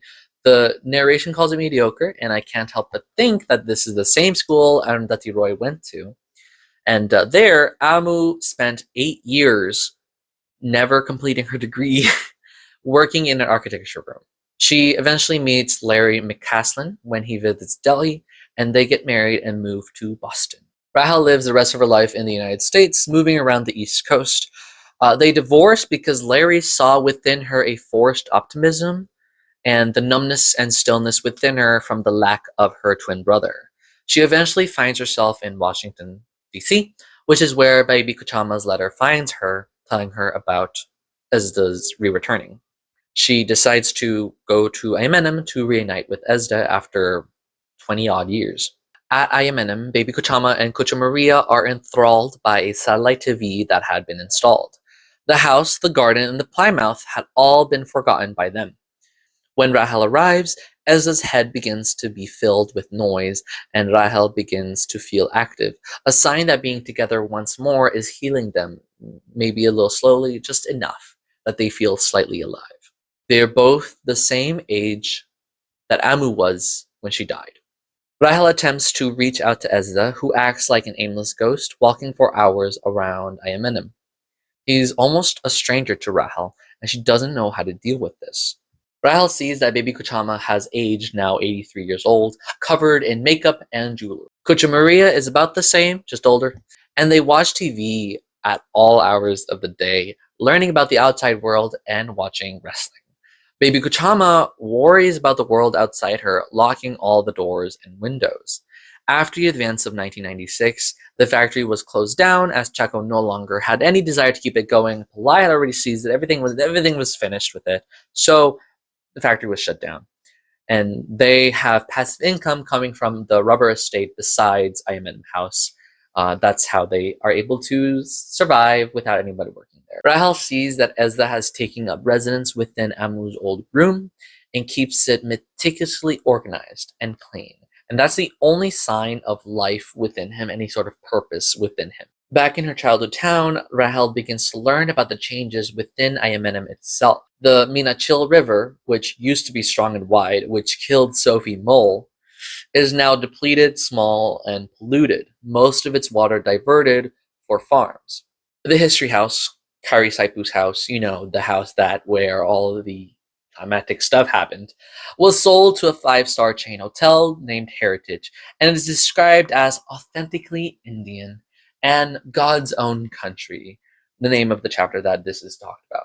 Old wooden ancestral homes were transported and placed around the History House, and a fence blocks off Ayamenem from it, allowing entrance only from Cochin. So the river that separated like their house from the History House is now smaller, and now there's fencing that wouldn't allow that sort of crossing that happened in 1969.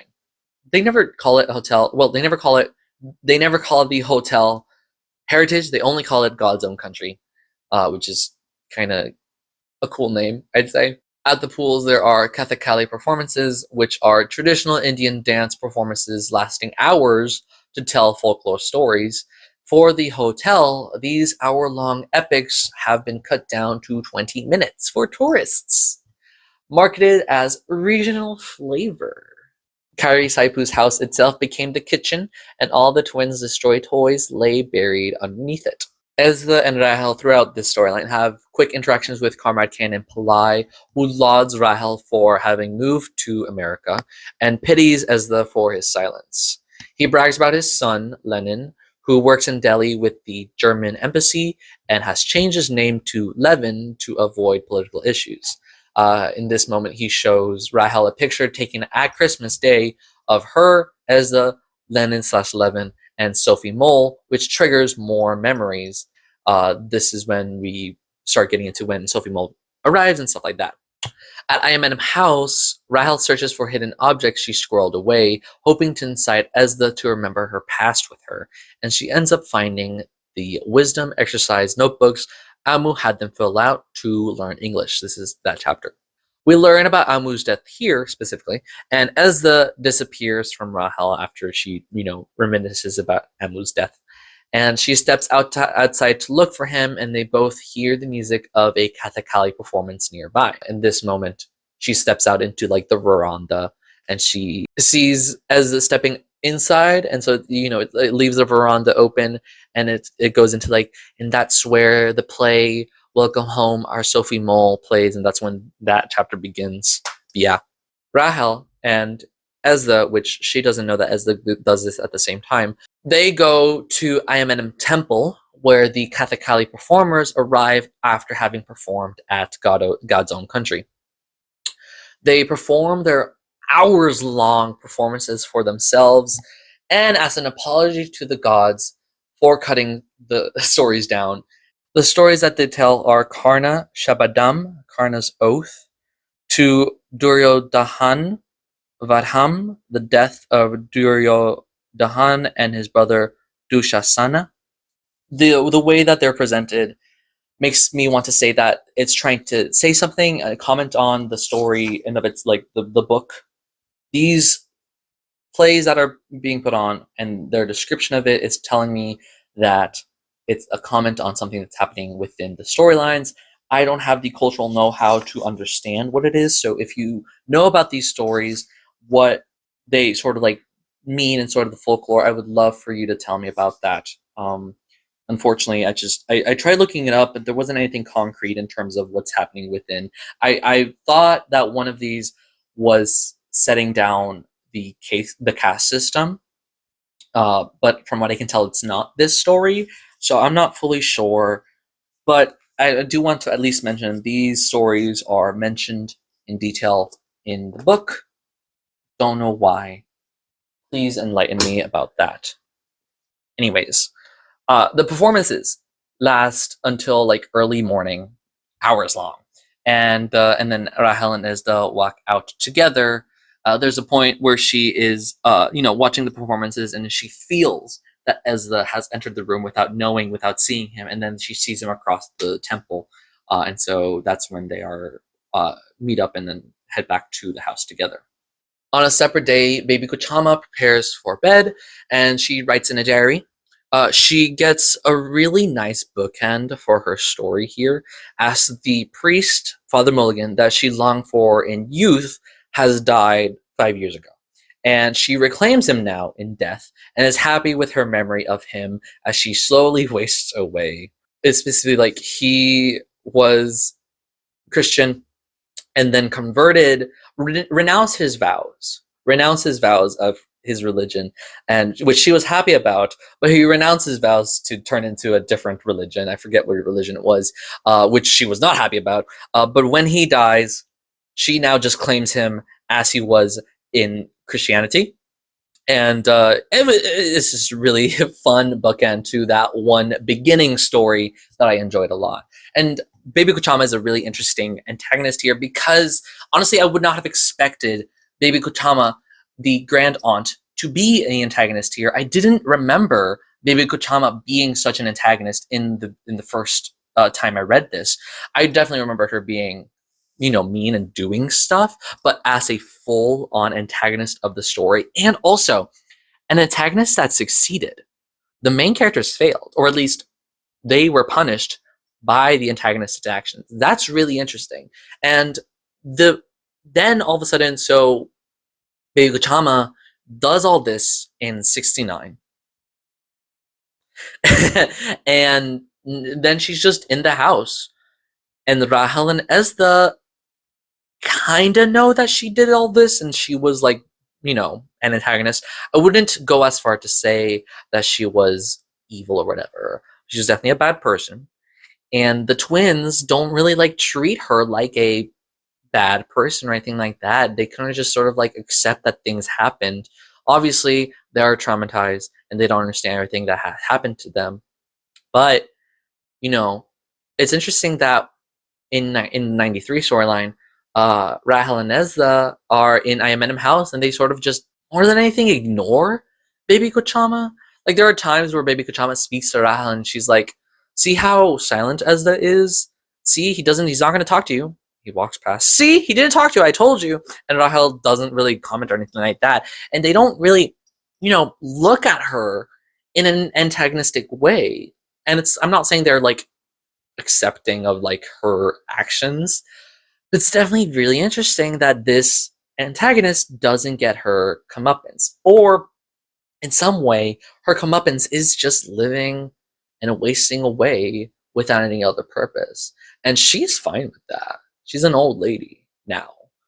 If she was 83, she's 83 and 93. So she was, math, she was about 60 years old in 1969. And so, she was still a pretty older lady when she was doing all that bad stuff. Now she's an even older lady. And so she's just living her life. And like, there is a moment where it feels like she has a consequence of her actions. And it's simply just that she still feels uneasy about the twins. And, she goes to sleep wondering about them. And that, this is the last moment that we get of her in the story. And, she succeeds as an antagonist in the story, but overall, nothing changes with her life. It's like that one gif or that one video that's like, did you get the girl? Did you get the promotion? Now, how did your life change? Did you get the guy? Did you get the job? Is your house any bigger? Did money just magically, get put in your pocket? What positive happened in your life after you just tore that woman down? I don't talk about her anymore beyond just the techniques of it. But like Baby Uchama, amazing antagonist. So on a separate time, after remembering Ezda's exile, Rahel and Ezda are alone in a room together, and their trauma pours out of them, amorphous and incomprehensible. Rahel sees a stranger on Ezda, while also seeing the brother she began life with, and she sees herself in his anatomy. Ezda sees Amu reflected in her body, and their twin longing for their mother manifests, as well as the longing for each other, having separated for so long. There were strangers who had met in a chance encounter. They had known each other before life began. So, content warning again, this is not graphic at all. It's just the topic is taboo.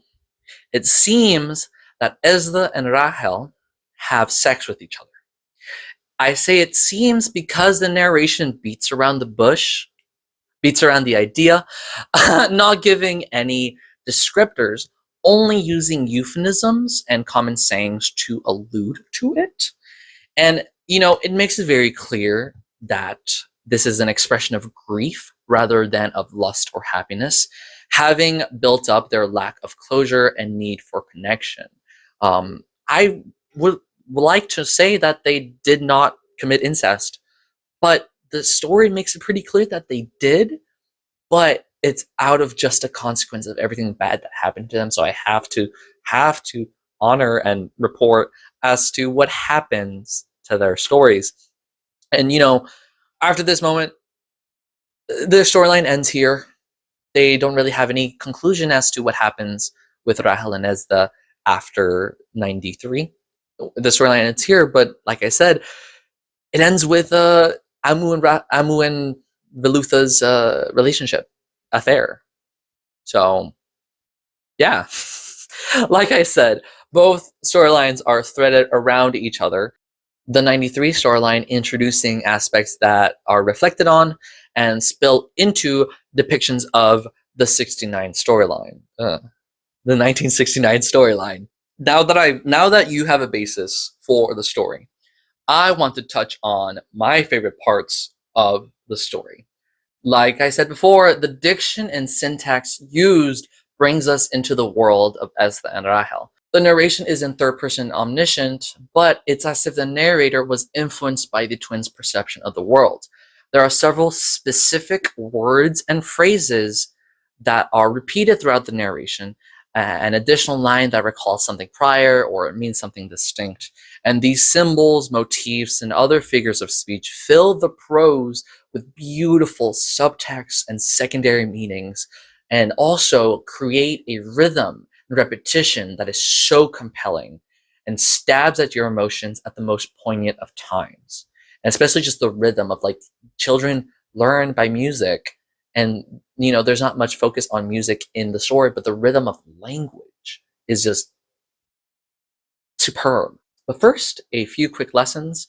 Diction is the choice and use of words and phrases in writing, how one word changes the meaning or implies something else, or imbues a writing with subtext. This goes hand in hand with connotation, the emotional and cultural associations linked with a word, and denotation, the literal or dictionary definition of a word. When one word is replaced by a synonym but means something slightly different. It's like the difference of saying I'm going home to I'm going to my house. There's a different meaning that can come from a single word being changed or specifically being used. Like in that example, saying I'm going to my house has less of an emotional response than I'm going home. Syntax is the arrangement of phrases and words, smushing words together, capitalizing in the middle of the sentence, the order of the words being used. Altering the syntax in big or small ways can subtly change the effect of the phrase or drastically shape its meaning. It also conveys the mindset, the level of knowledge, the level of education of how a person sees parts of the world, of their world.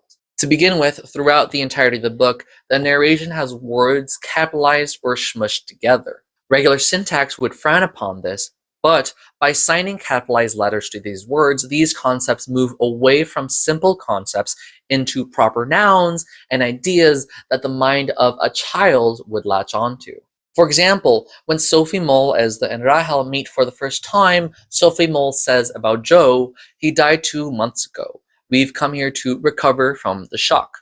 You can tell that this is a repetition verbatim of something Margaret told Sophie Mole. Like she just said, yeah, we're going to India to recover from the shock. Whenever the children or narration capitalize something that should not be capitalized by grammar rules, it creates a proper noun, a specific concept separate from its original meaning. When she says recover from the shock, it's transforming the simple verb of recover and noun of shock into a full action, a concept they are performing. These adult concepts are capitalized in the children's mindsets, are rampant within the prose, at times also showing how much they just don't understand it. Sophie Mull doesn't know what the process of recovering from shock means, so it becomes its own concept. Ezra being returned to his father, written as returned with a capital R, conveys the idea that he belonged with his father, even though he hadn't been in their lives for about 5 years. Capitalizing returned marks it as an important event and marks it as a concept that's wrong. He isn't being returned to Baba, but the adults are saying we have to return him to his father, and that's just not computing with the children's minds, so this just becomes returned as the title. Syntax is usually broken for a specific reason. In Sophie Mull's funeral, there's a moment where a baby bat climbs up baby Kochama's sari and startles her. The singing stopped for, "What is it? What happened?" and for a furry whirling and a sari flapping. Here, syntax is broken by squishing words together. And there are two techniques here that are slightly distinct for dialogue and for actions. Smushing dialogue together conveys the quickness of speech, a level of realism not usually present within prose. Smushing actions together, fury whirling, into furry whirling, and sorry flapping into sorry flapping, creates a singular action that is unique yet a common occurrence. It's not an actual action, but it is specific. You can tell exactly what baby Kochama is doing with these verbs. Fury, like quickly, and then whirling, but she's doing it faster, and then flapping her sari, but it's sorry flapping, like people flap their saris, it's sorry flapping. You know what I mean? It's just really simple smushing of words that convey a language that we don't talk about, but by sharing that with us, we begin to learn that language with them, with the twins. Words being smushed together for dialogue bleeds into the narration as well. When Sophie Mull and Margaret Kochama are arriving at the airport, Sophie is singing something. Margaret Kochama told her to stop it, so she stopped it. And because of how Margaret's stop it sounds, she's walking, she says, "Stop it." It feels like one word to, the dialogue of the children. And then the one word was converted into a verb, something children with a weaker grasp on language would do. Adding ed at the end of a word to make it a verb, even though there is a actual verb conjugation of that word, is something that children tend to do. Several words are occasionally misspelled purposely depending on how the children hear it, or the imperfect way people are speaking, a combination of both. At the hotel, before Sophie Mull arrives, Rahel asks Chaco if it's possible for him and Amu to love Sophie Mull more than twins. He says anything is possible in human nature, listing love, madness, hope, and infinite joy. Of the four things that were possible in human nature, again, here we have capitalization of a concept, Rahel thought that infinite joy sounded the saddest. This is an interpretation of human speech that the children hear. Chaco, saying love, madness, hope, and infinite joy. He's supposed to say infinite joy, but, not caring how your words sound, or if it sounds like infinite joy. And then throughout the story, it becomes infinite joy. The family meeting Sophie Mull and Margaret Kochama is very tense and full of second meanings. And I love this scene in the airport because of the dialogue modifications we see. Margaret is saying like, "Hello all," and Rahel sees it as "hello wall," because she's saying "hello wall," and you can hear this, you can hear as if she's saying "hello wall," the O sound flowing into the all, so it sounds like there's a W in there. Amu says hello to Sophie Mull, but says it slowly, so it sounds like hello to Sophie Mull. At one point, this is so when I talked about this book to people before rereading it, I would talk about this moment that I thought kept reoccurring, but it wasn't. But yeah, in this moment, a different passenger makes a scene, and it's some sort of actor, and baby Kochama brushes it off as he's a film actor and only wants to bring attention to himself. To Rahel, baby is explaining how he's a mactor who did Phil. He's a film actor. He's a film actor. He's a film actor. He's a film actor. Ugh! It's just the simple changing of the word over from just the way that Baby Kochama is speaking, because here she's specifically speaking in a fake British accent as well. It's purposeful, and it's just interesting, you know? Small moments of just showing people's way of speaking and how the children hear it. A film actor. A actor who does film. That's just genius. From capitalizing words in the middle of the sentence, creating new words, converting words for different uses, and misspelling words, the prose brings us into the minds of Ezra, Rahel, and Sophie Mole, allowing us to understand the conclusions, observations, and decisions they make. In terms of diction, different words and phrases are focused on and repeated for emphasis. Early on, we are told how the twins are fraternal, born from two separate eggs, as is older by 16 minutes. The twins think of themselves as one. In those early amorphous years when memory had only just begun, when life was full of beginnings and no ends, everything was forever, Estapen and Rahel thought of themselves as together as me, and separately, individually, as we or us. Here, of course, again, capitalization of words in the middle of the sentence.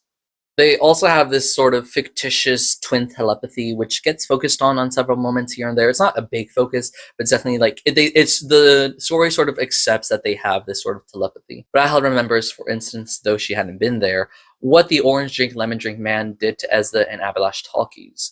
She remembers the taste of the tomato sandwiches, Ezra sandwiches that Ezra ate on the Madras rail to Madras. When he is leaving, he's eating tomato sandwiches. There's a detail of that when he's leaving, and she remembers that even though she never knew that he had tomato sandwiches and he ate them. Whenever the narration describes them as two-egg twins, this conveys the idea that they are a unit, that they are special, a sort of irony to the true definition of two eggs. Two-egg twins comes back when they are thinking in unison despite not knowing, such as in the theater, thinking about Baron von Trapp, Baron von Claptrap, as they like. What, Tramp? Trap? Baron von Trapp. I watched Sound of Music for the first time like a month or two ago. Whatever. But them dreaming the same dream at one point, or simply just referring to them as a pair. There's also a moment where in the hotel before picking up Sophie Mole, Ezra and Rahel are separated. Ezra leaves Amu and Baby Kochama's hotel room while they're asleep, and he goes to Rahel and Chaco's room. He stands in front of the door, does not knock, and as he's approaching there, Rahel wakes up and she goes to open the door, and Chaco is awake and notices it.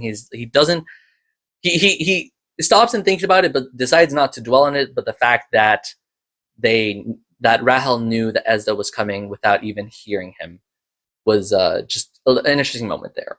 There's so many of these like moments that reoccur, phrases that reoccur. When it's mentioned that the twins are the same age as Amu, 31, they say in reflection, not old, not young, but a viable, diable age.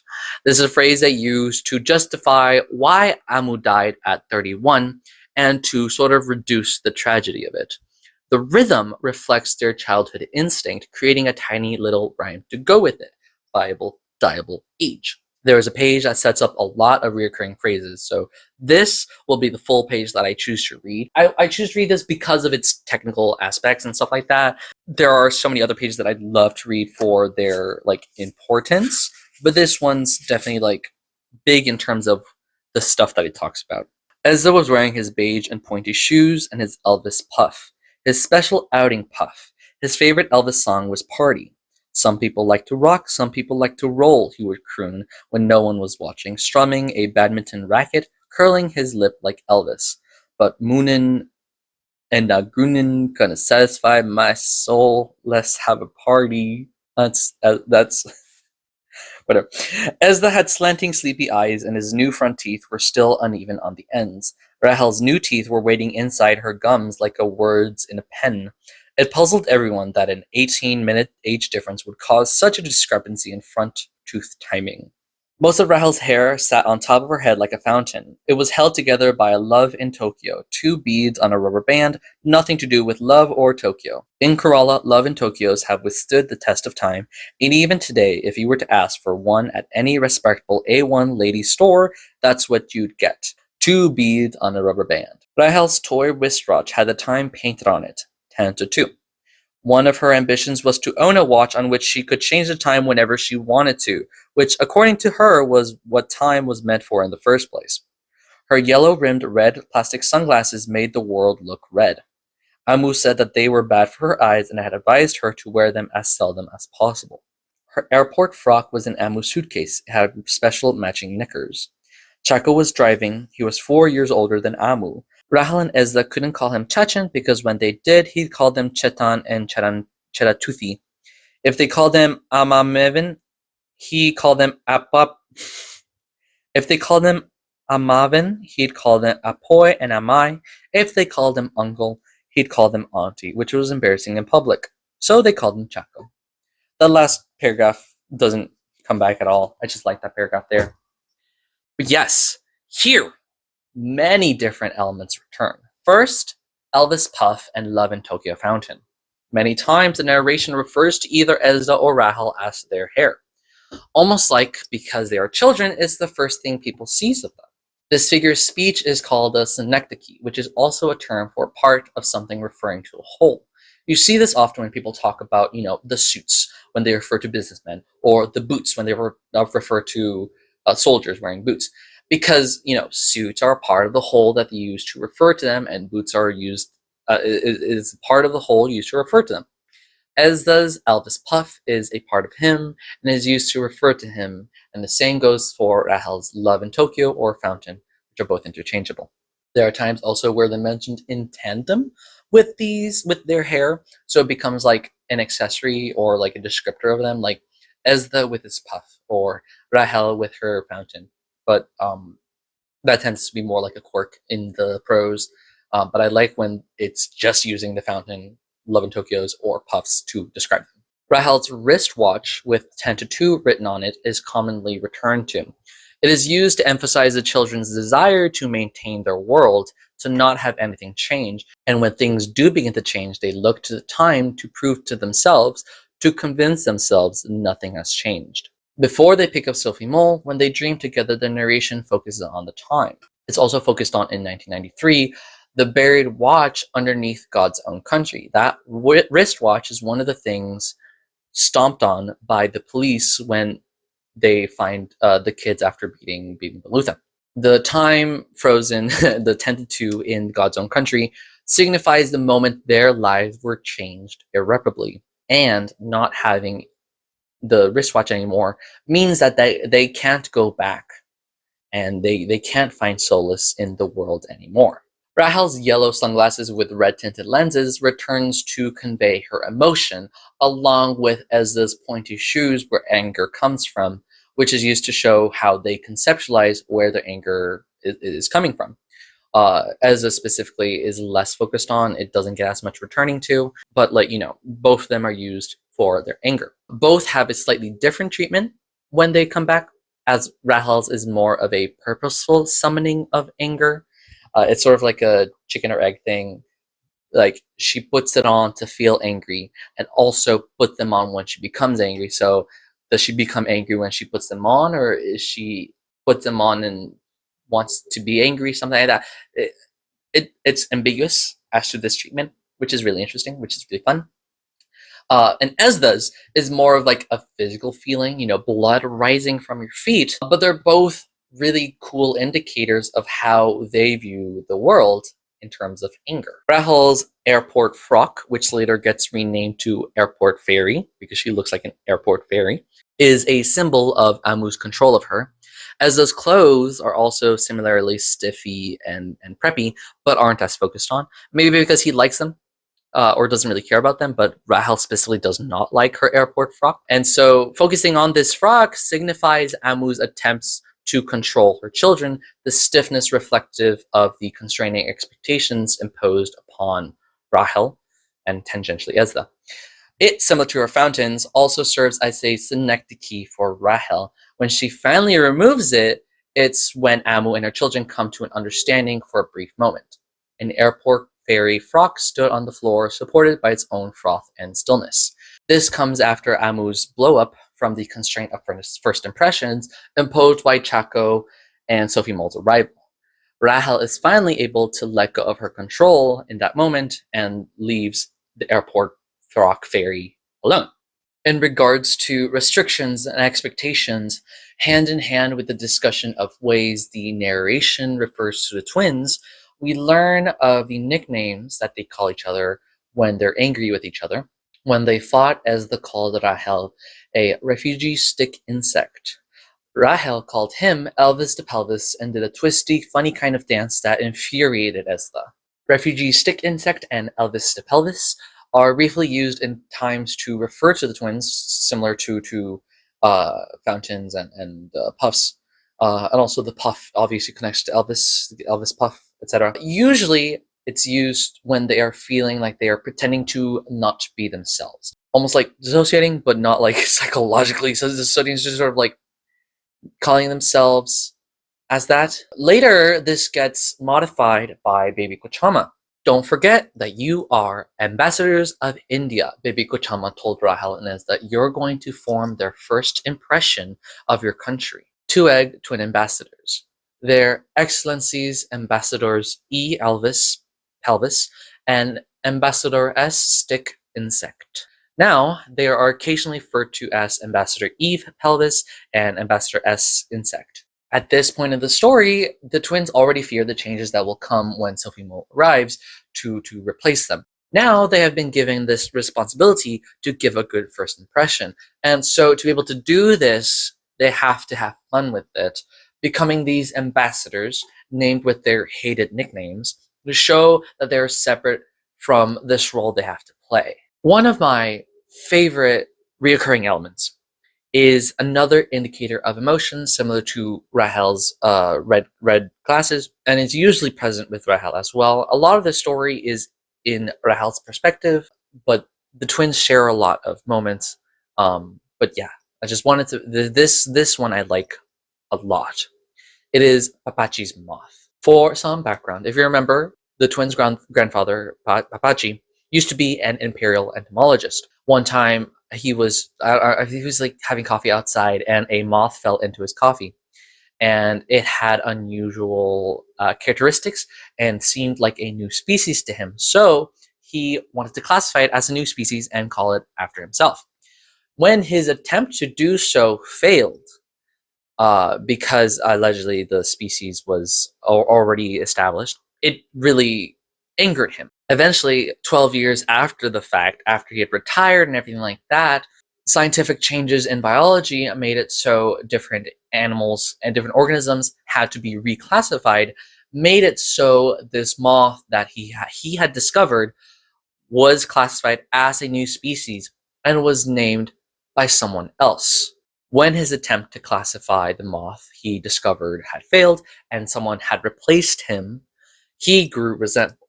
And even before then, he was an abusive and manipulative man. When Mamachi was learning and excelling at playing the violin, which she does a handful of times in the story, which I didn't cover because it was so quick, but yeah, she plays violin, he would beat her for the attention that she got. When her preserves business started before Chaco grew it into a factory, when it was just starting off and she was getting pretty popular, he had just retired at that point, and she got very popular. He would beat her with a brass vase. This stopped when Chaco visited Oxford and saw him beating Mamachi, took the vase, and told him to never touch Mamachi again. Papachi then proceeds to pout and to throw a temper tantrum like a child. He goes to the veranda, just sits there and pouts the entire day, and at night he takes his own favorite mahogany rocking chair and destroys it in his temper tantrum. He had bought the sky blue plymouth as revenge and never let anybody use it or touch it or do anything with it, just his. And then when he died, they got the the plymouth to their use.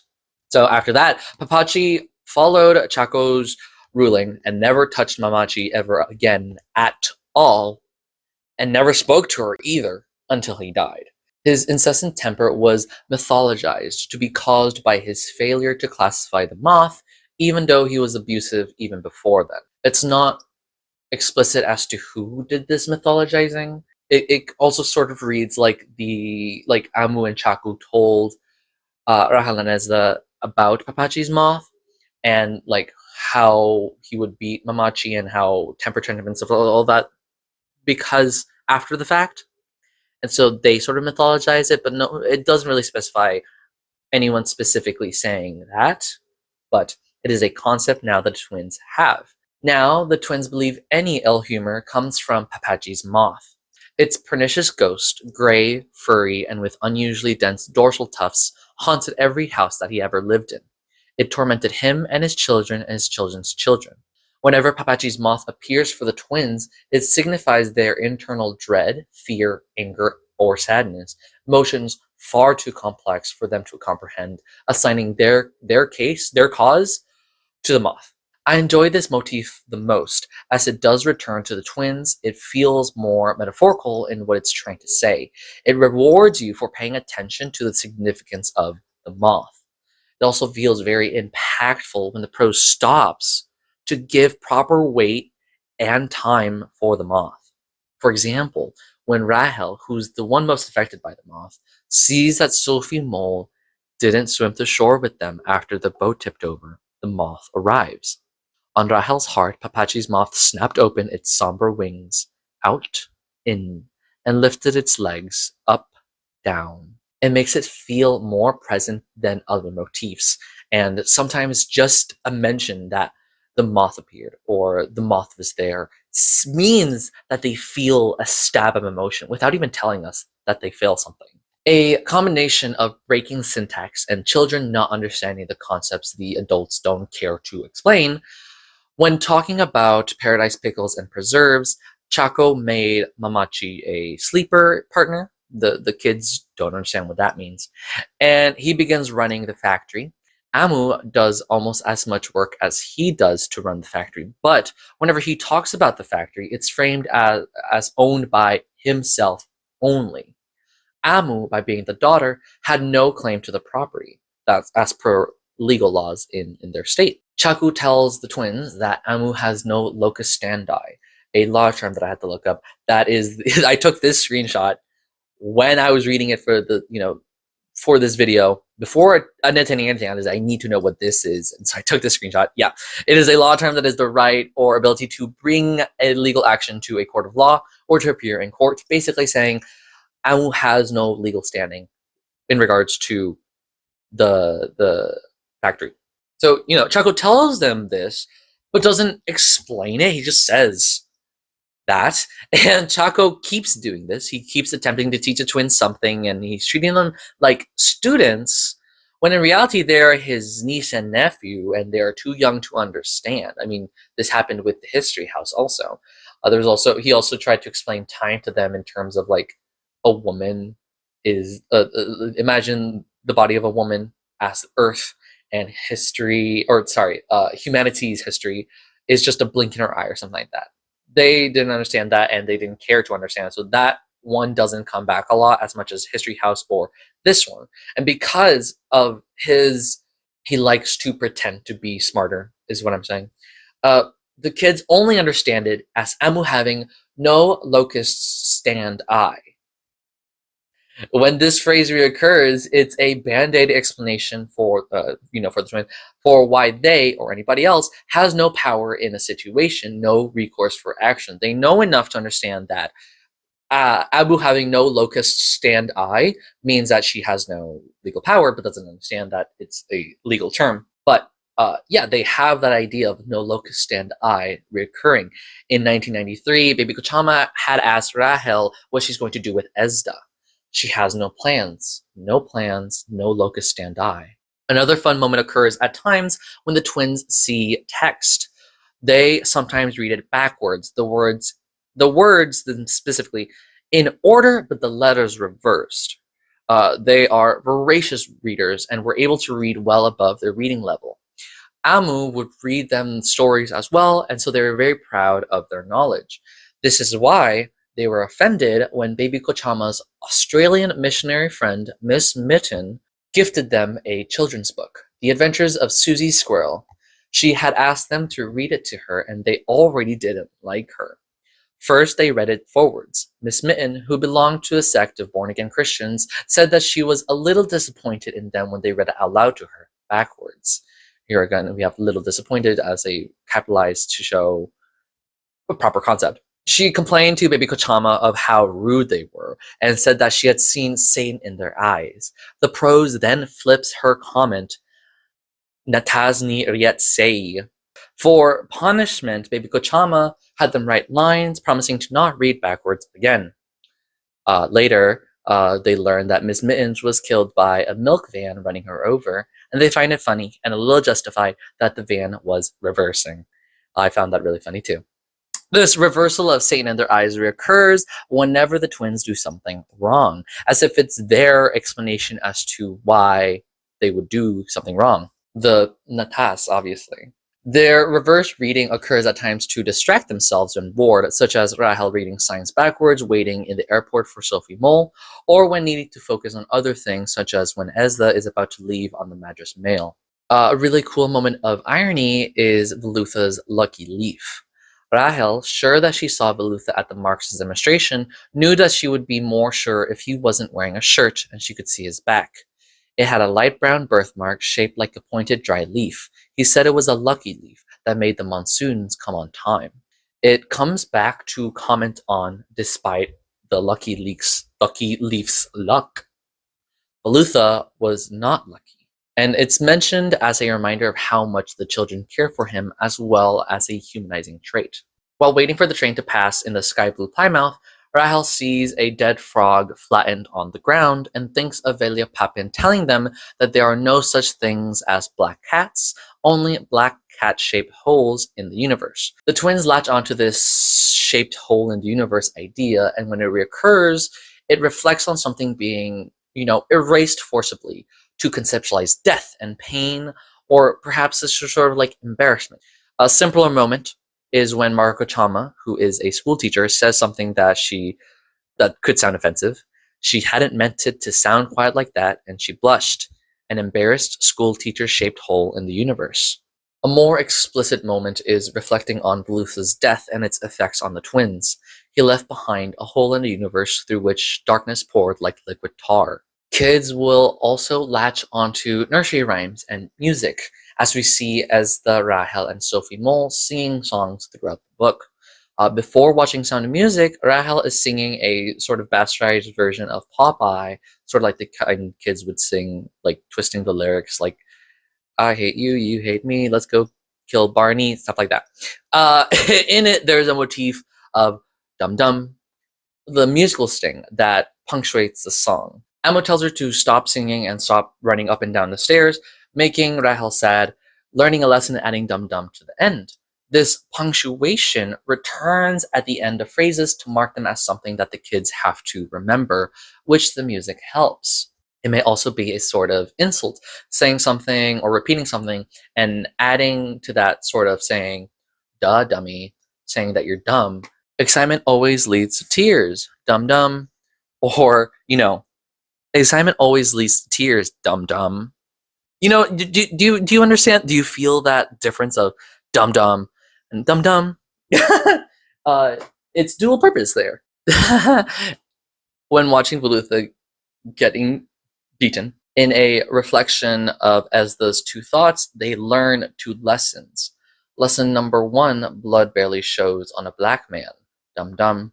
And lesson number 2, it smells tough, sick sweet, like old roses in a breeze, dum dum. They add this dum dum to drill it in themselves, sort of unwittingly. And also, blood barely shows on a black man, dum dum.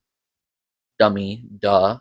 In a scary moment for Ezra, when the twins misbehave at the airport, Amu scolds them. If you ever, Amu said, and I mean this ever again disobey me in public, I will see it that you are sent away to somewhere where you will jolly well learn to behave. Is that clear?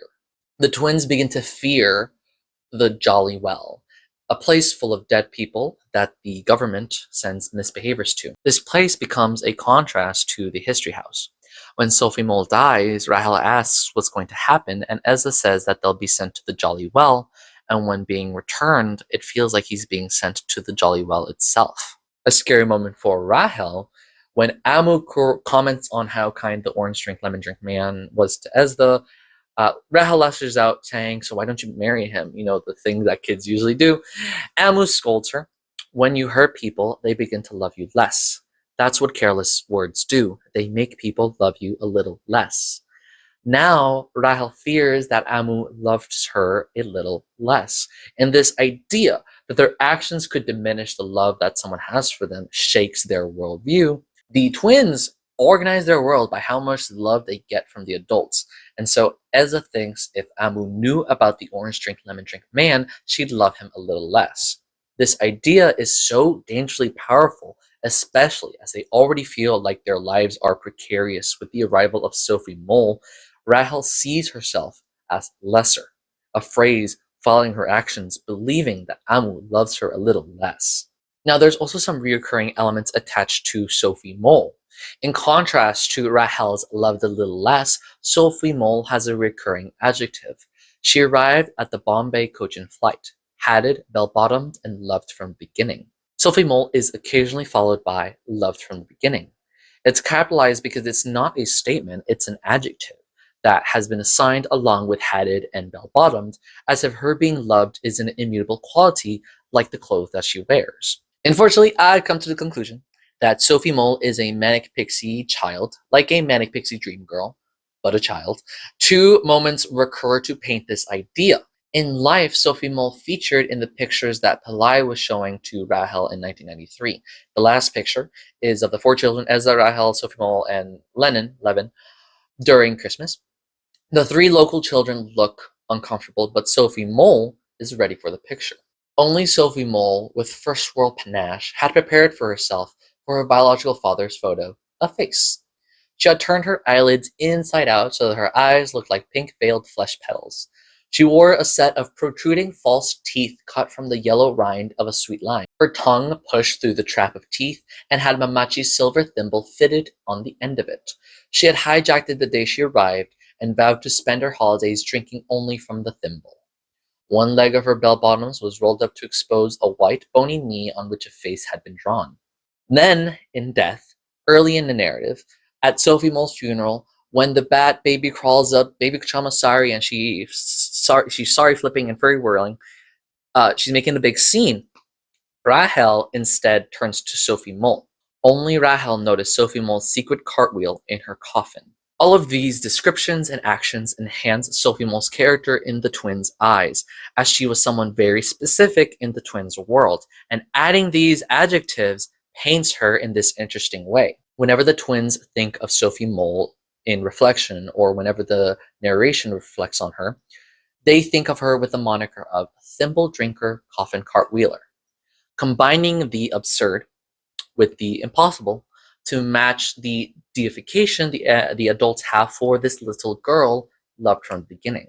She is a little quirky and she does different things, and there's a moment where Rahel, during the play, Welcome Home, Sophie Mole, Rahel is frustrated. She goes off and starts killing some ants, and Sophie Mole follows her and tells her to leave one ant alive so that he can go and tell the horror of what happened to his brethren, which is dark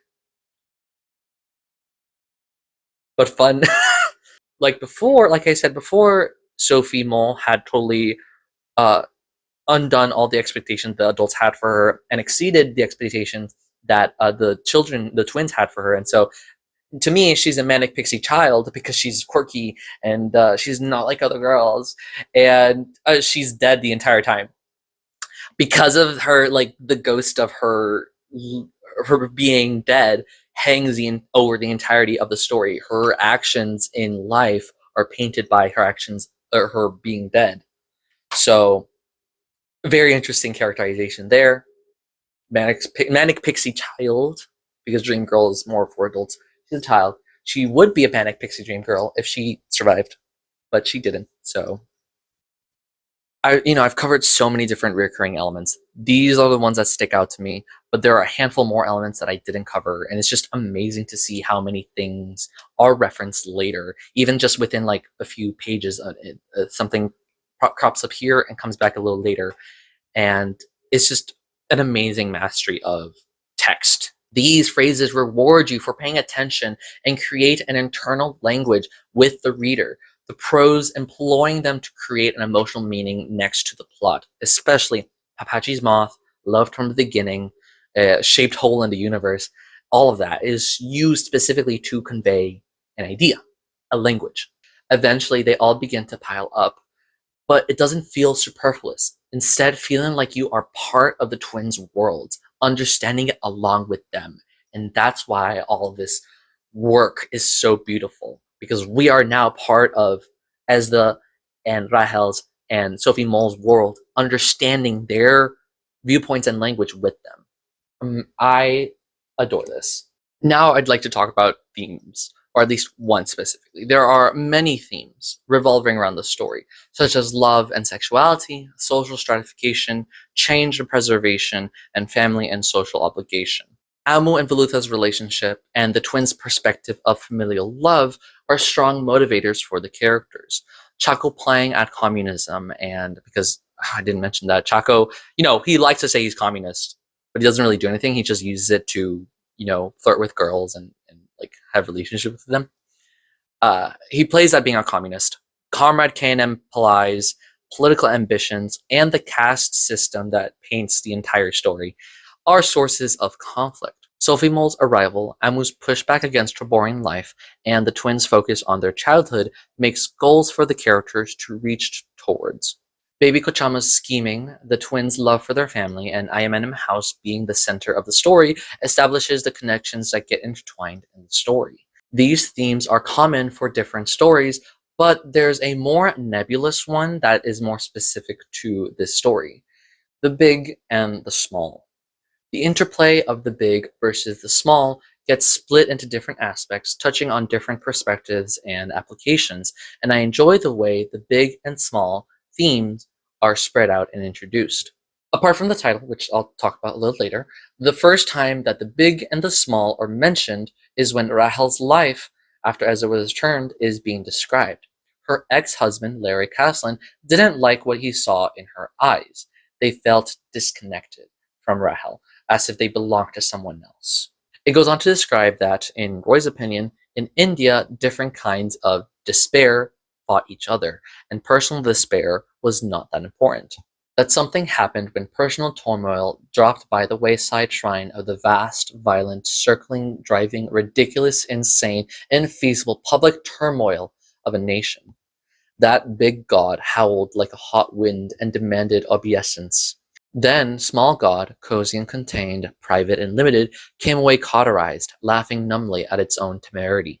Rahel has had to accept that her pain is too small in comparison to the despair of her nation, and so she had this forced optimism within her, along with this emptiness that appeared when Ezda was returned, that Larry didn't like. The numbness within her. Worse things have happened than what happened to her, so she shouldn't feel bad, is sort of what the world is telling her. In the country where she came from, poised forever between the terror of war and the horror of peace, worse things kept happening. This idea that small god, personal strife, versus big god, societal or historical strife, competing with each other and big god winning out comes back later in my interpretation in regards to baby Kochama's dislike of the twins. The twins were too young to understand all of this, so baby Kochama grudged them for moments of high happiness. But most of all, she grudged them the comfort they drew from each other. She expected from them some token unhappiness, at the very least. This comes after the discussion of Amu's divorce from an intercommunity love marriage. Here, the big god is baby Kochama and society's expectations of women, and the small god is the twins' innocence to the situation. Soon, their innocence, or their small god, will be destroyed by the hammer of society, big god, killing Velutha, exiling Amu, and separating them.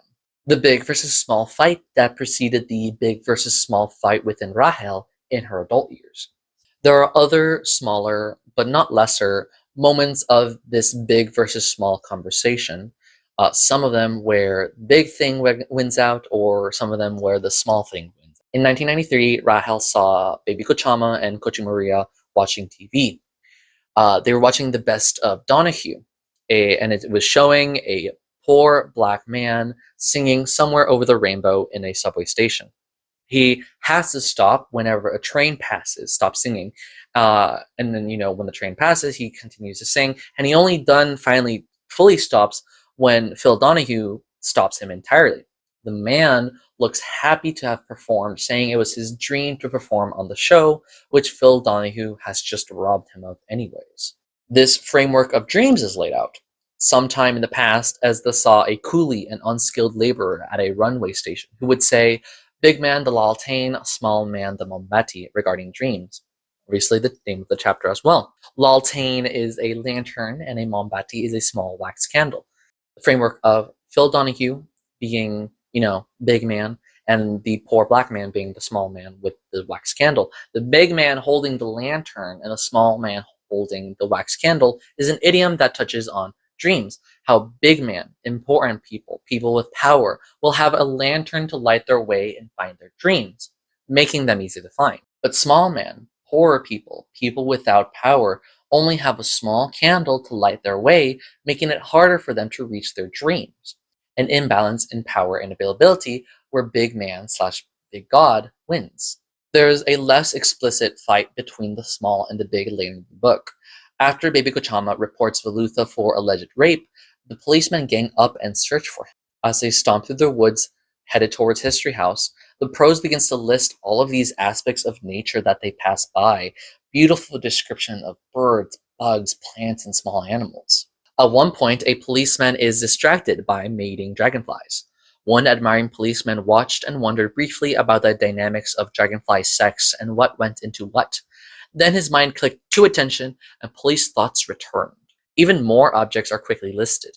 It feels like small god, nature and its small beauties, are trying to stop the policeman from converging on Velutha, almost as if calling out to the policeman, look at us, but big god, historical and social taboos regarding untouchables, commands them, the police thoughts in the quote, to ignore these small things and to hunt for Velutha. Big god ignores small god's pleas. Also, you could connect, Velutha being the god of small things, the small things trying to stop the policeman from killing Velutha, who is the god of small things.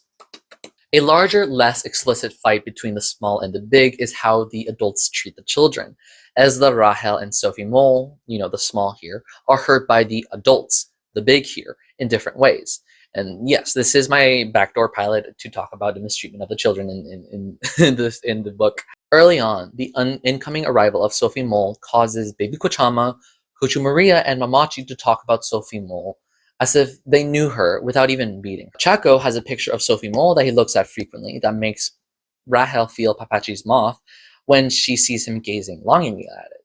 The twins begin to see the adults around them hyper-focusing on Sophie Mole, and the twins see the week she arrives as, what will Sophie Mole think week, as we've seen before. In contrast, Baby Kochama and Kochu Maria frequently undercut or punish the twins, while Mamachi treats them neutrally, and Chaco does not want to be their father figure. As then Rahel tried to look to Chaco for a surrogate father, and he frequently rebuffs their wants with his disinterest and aloofness. Amu scolds them occasionally for their actions, increasing with frequency when what will Sophie Mole think week approaches. Amu's outbursts come from her frustration with her life, the pressure Chaco's placing on Ayamenem House to make a good impression, Mamachi, Baby Kochama, and the community's general disdain towards Amu, and also the general stress of motherhood. And the twins don't understand that that's why she's lashing out at them. But also, she's an adult, and she should know not to do that. Or at least, if she's trying to, discipline them, to discipline them and not punish and scold, Amu's lashing out because of her emotions onto the children is a bad thing that she's doing. It is immature and wrong. She should discipline the children, but should not be lashing out at them for her own emotions. Rahel and Ezda worry about Amu loving Sophie Mole more than them, based on her increasing anger at them, along with Rahel believing Amu loves her a little less. I believe that Amu telling her that hurting words hurt people and make them love her a little less is obviously not the immense change that Rahel feels. It's just, Amu telling her, be careful with your words because they hurt. But Rahel latches onto this even more than Amu probably intended to. They already feel the adults ignoring them or disliking them. Sophie Mole was loved from the beginning, not having to work for her love, unlike the twins. The adults, the big, hurt the twins, the small, enough to make them start searching for avenues to escape the History House. That should not happen. The twins blamed themselves for Felutha's death, Sophie Mole's death, and Amu's exile. However, all but Sophie Mole's death were caused by the adults, with Sophie Mole less collateral damage from the fight between the big and the small. The big beats out the small. It is the adults' fault that Velutha died, that Amu was exiled. But the twins think it's themselves, and that hurts them. The effect that the orange drink, lemon drink man had on Ezra is also a big versus small fight that big wins. Ezra is traumatized because of the orange drink, lemon drink man. The twins know that the adults that are supposed to care for them are focused on someone else and are placing Sophie Mole on a pedestal. This deification of Sophie Mole, not the manic pixie childness of her, but literally them looking at her and saying she's amazing, loved from the beginning. This mystification of this little white girl also harms Sophie Mole herself indirectly. When Sophie Mole arrived, Rahel perceived the adults engaging in the play Welcome Home Our Sophie Mole, the name of the entire chapter. Rahel and Ezda have a small role to play in this false narrative, and they leave. But Sophie Mole cannot leave this false ideal. Sophie Mole, headed, bell-bottomed, and loved from the beginning, walked out of the play to see what Rahel was doing behind the well. But the play went with her, walked when she walked, stopped when she stopped. Creating this play that she can't leave, this false narrative of their life, is a lie to Sophie Mole that she never breaks out from. A little later, Coach Maria tells Rahel that she's jealous of Sophie. See her, Coach Maria said when she got to Rahel with a tray of cake. She meant Sophie Mole. When she grows up, she'll be our Kochama, and she'll raise our salaries and give us nylon saris for Onam. Backtracking a little bit, the narration focuses on the arrivals of the Bombay Cochin flight. And there they were, the foreign returnees in wash-and-wear suits and rainbow sunglasses, with an end to grinding poverty in their aristocrat suitcases, with cement roofs for their thatched houses and geysers for their parents' bathrooms, with sewage systems and septic tanks. The adults in Ayamenem have placed expectations upon the people arriving from that flight to help them in their lives, and specifically Coach Maria and Baby Kochama have placed expectations upon Sophie Mole, expectations that a young child cannot shoulder. The big expects obedience from the small. The adults can't see what they're doing or just don't care. In a stretch, I will admit, Sophie Mole was killed, the small, by forces that are building up around her. The twin spheres, the adults' actions, the rain, the river, the big, all outside of her ability to change. The only choice she made was to choose to join the twins on the boat. After Sophie Mole dies, after Ezra is returned and Amu exiled, something else replaces them in Rahel's life. The loss of Sophie Mole stepped softly around Ayamenem House like a quiet thing in socks. This concept, this feeling of the loss of Sophie Mole, grows after her death and becomes an overbearing feeling in the house. Over the years, as the memory of Sophie Mole slowly faded, the loss of Sophie Mole grew robust and alive. It was always there, like a fruit in season, every season. The adult's grief persists, but it's also like grieving the idea of her, of what could be. Coach Maria and Baby Kochama's hopes that she will bring them success or money or, better standing in life. It's worded less like missing Sophie Mole herself and more like missing the idea of her and how the act of her death is being remembered more than her in life. So her drowning in the river is remembered more than her thimble or bell bottom, stuff like that. That feeling lasts longer than Sophie Mole did. She was just 9 years old. The kids are hurt by the adults. The kids hurt each other because of the adults. The kids blame each other for the adults' actions. And that is one of the biggest tragedies of this book, as the Enrahel have not been able to heal from their traumas that they witnessed in 1969. The theme of big versus small also shows a side where the small wins over the big to various effects. In the airport and at IMM House, when Sophie Mole and Margaret Kochama arrive, they all stick to small talk, and the air was full of thoughts and things to say. But at times like these, only the small things are ever said. The big things lurk unsaid inside. Chaco sticks to smaller topics, smaller pleasantries, and Baby Kochama and Amu play along, not breaking this illusion. Further on, this again happens when Amachi and Coach Maria meet them, and sort of like these big things, Joe's death, Chaku's love, the family's expectations, could disrupt the simple beauty of their world, so the small wins over here in this fight. In a surprising appearance of this theme, it's deliberately written out, and when I read this part, I was like, oh my god, they did that. When Chaco speaks with Comrade Kane and Pillai, there's a lot of contrasting that Pillai does to Chaco. It's been set up how politically volatile the times are, which both of them are cognizant of. Pillai makes a point to show Chaco how poor he is, from his small house to his elderly mother to his rapport with the community, knowing that if Chaco steps out of line and tries to be too rich or too powerful, he could use it against him, use the anger of the people against, the big. He held his poverty like a gun to Chaco's head. Further on, Pillai cautions Chaco to let Velutha go, and shoots down his idea to unionize the factory workers, letting them do it on their own. Chaco had previously thought to create a union for them, sort of to minimize any problems in the future. So Pillai was telling them not to do that, to let them, be, also sort of as a way to allow for his take control of the factory. He pushes Chaco into the role of landowner, and Pillai can begin preparing for a grab of power. They are described as the small thin man and the big fat man, comic book adversaries in a still to come war. Here, Pillai is small and thin because he's poor, with a gun to Chaco's big and fat because he's rich head. And eventually, Pillai does succeed in what he wanted to do, which is to seize the factory. Small wins here. Of course, it's worth mentioning for us that the seizing of the factory was easy to do, what with Chaco full of grief and not caring for the factory anymore. And what Pillai needed was the fight, the war that was mentioned, to gain enough power. After Sophie Mole died, Chaco gave up on the factory, too filled with anger and grief. Winning the factory so quickly didn't give Pillai the clout to become the leading member of the Communist Party that he wanted to. So in 1993, he sort of is just a washed up guy. He's happy there though. The biggest appearance of the small winning over the big comes in the title itself, The God of Small Things. Surface level, the god is Velutha, named the God of Small Things, the God of Loss, by Amu in her dream. The images in her dream and her emotions about him are connected to small moments, to small emotions.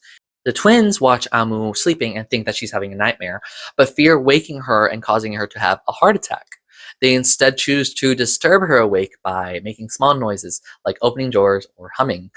When she wakes, she tells them that it was a dream. I was happy, Amu said, and realized that she had been. If you're happy in a dream, Amu, does that count? Ezra asked. Does what count? The happiness. Does it count? A reflection of the personal despair of the small god, the personal happiness of the small god, comes into question by the children and is of immense importance to them. The simple, unswerving wisdom of children. As the book keeps going, after this moment, Velutha is frequently called the god of loss and the god of small things. In Amu's dream, he didn't affect the world around him. And when Velutha flees from Pillai towards the history house, it's almost like he doesn't affect anything at all. He left no ripples in the water, no footprints in the shore.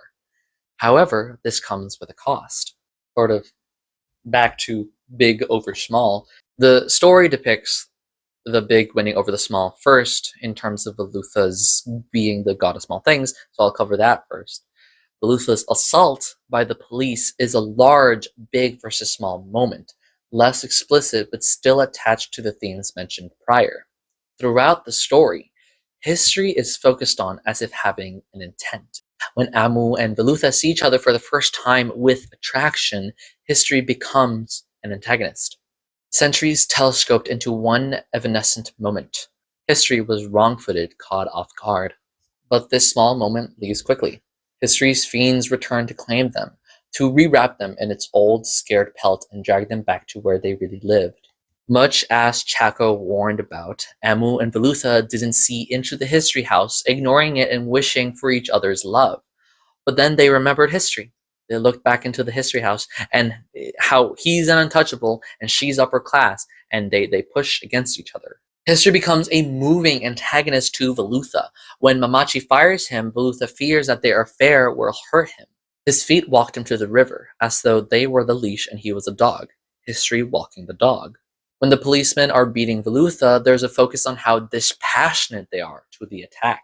They were merely inoculating a community against an outbreak. Velutha, the small, is destroyed by history, the big, which knows that an untouchable cannot love someone upper class. What Estapen and Rahel witnessed that morning, though they didn't know it then, was a clinical demonstration in controlled conditions of human nature's pursuit of ascendancy. It was human history masquerading as God's punishment, revealing himself to an underage audience. The forces build up against Velutha, from Mamachi's sponsorship, the laborers' disquiet, Amu's fears, and Baby Kotama's hatred. And the policemen are there only to return the world to what history has deemed as normal. This was an era imprinting itself on those who lived in it. History in live performance. Velutha's death is a defeat of the small god from the hands of the big god. However, the very last chapter, like I said, is called The Cost of Living. This is the last impression that the book leaves on you. The last moments of this book is showing the beauty of the small god, the god of small things, and thus, though it does get destroyed later in the course of the story, that is later, and this is the present. The now. In some ways, this is the definitive answer as to who wins between the small god and the big god in the end of it all. Chapter 21 depicts Amu and Velutha's relationship within the 2 weeks from seeing each other when history lost its footing to when history brought its foot back down on top of Velutha. Like I said, this feels like a hidden moment away from the turmoil of the story.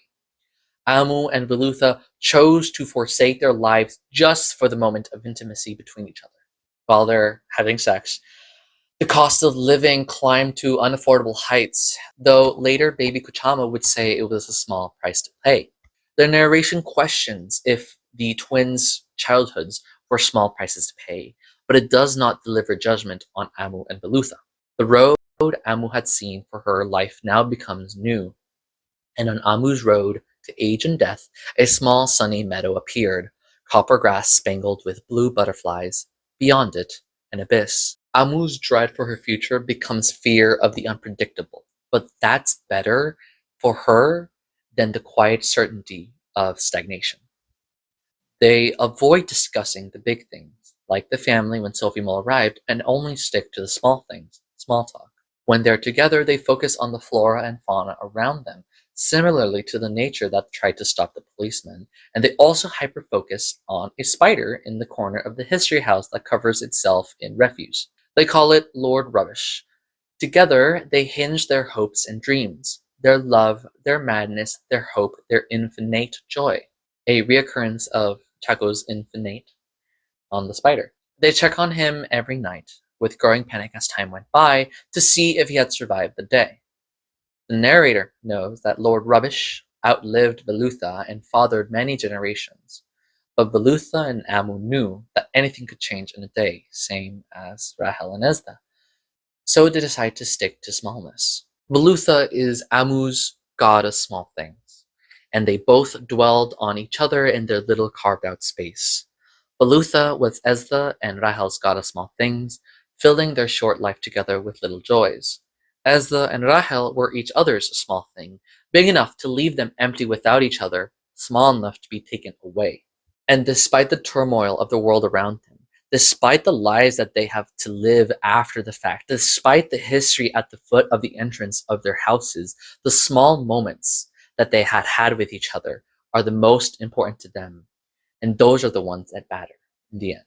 It's getting dark now. Awesome. Thank you so much again for letting me talk about this amazing book. The language and the writing elevates the really good story, and I just love it so much. Every time I return to these pages, when I'm like flipping through it, writing it, looking, I mean, look at all the tabs. I just find myself amazed at the subtleties of the text, still discovering small little moments that I've not seen before. And this book still manages to surprise me now after so long. I cannot stress how much my summary of the two storylines is not adequate. The book has the story delivered out of order, and it feels so much more impactful that way. Like I said, Sophie Mull's death is the first thing that we get. Imagine how your perception of the story would have been if you knew that Sophie Mull died in the end. Imagine. There's also so many little moments I had to gloss over and large swatches of tangential stories that I had to briefly mention. Baby Kochama's past with Father Mulligan is so fun. Marco Kochama and Chaco's romance is so poignant and sad, and Amu's childhood is very illuminating, as along with her marriage.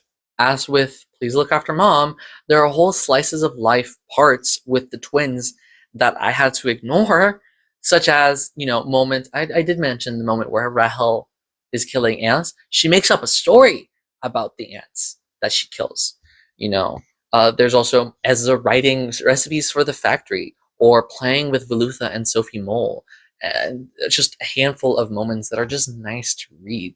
Don't affect the story more than just make it better. Please read this book. It's amazing and doesn't pull its punches at all. I'll put links to different places where you can buy the book.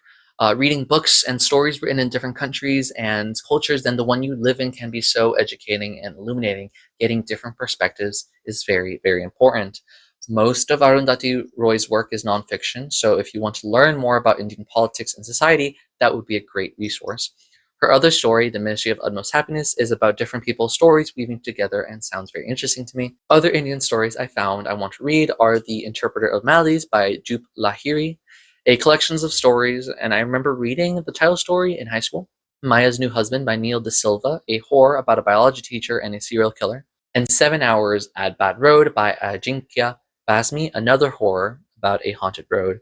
I just like reading horror, so I looked up Indian horror, and those two sounded really interesting. After this video, I have the next entry in the Fear Entity Analysis, and the last book of this set of 3, so keep an eye out for both. Comment your predictions as to what the next entity will be. Sticker tour, yeah. Here I have a a pen that says, "I am not an angel," I asserted, "and will not be until the day I die. I will be myself," by Charlotte Bronte. And for me, that's for Amu, who has been unapologetically herself. We got this fish here, sort of representing the river that the kids play in. Bell pepper, representing, the factory that they are part of. Little Totodile, because it's a children. I have cards, the card set, sort of to represent the many connections that the communist storyline has, sort of like the manipulations and Baby Kochama's manipulations, very complex workings that are, smart. Magikarp, fish in the river, and pickles for pickles, just like this one. It's, pickled preserve, Paradise Pickles Preserves. And this time, so I got this notebook. This was the first notebook I ever got for YouTube. I found these little depictions, drawing. I really liked it, and I didn't want to cover it up by stickers, and so I decided to put some stickers inside. So here we have a dancing cat that feels childish. That's for, children. I have these moths here that, represent Papachi's moth. I have, let me see if I can, little flea here. Flip it. There we go. It's a flea beetle, which is a pest, for the twins. And over here we have a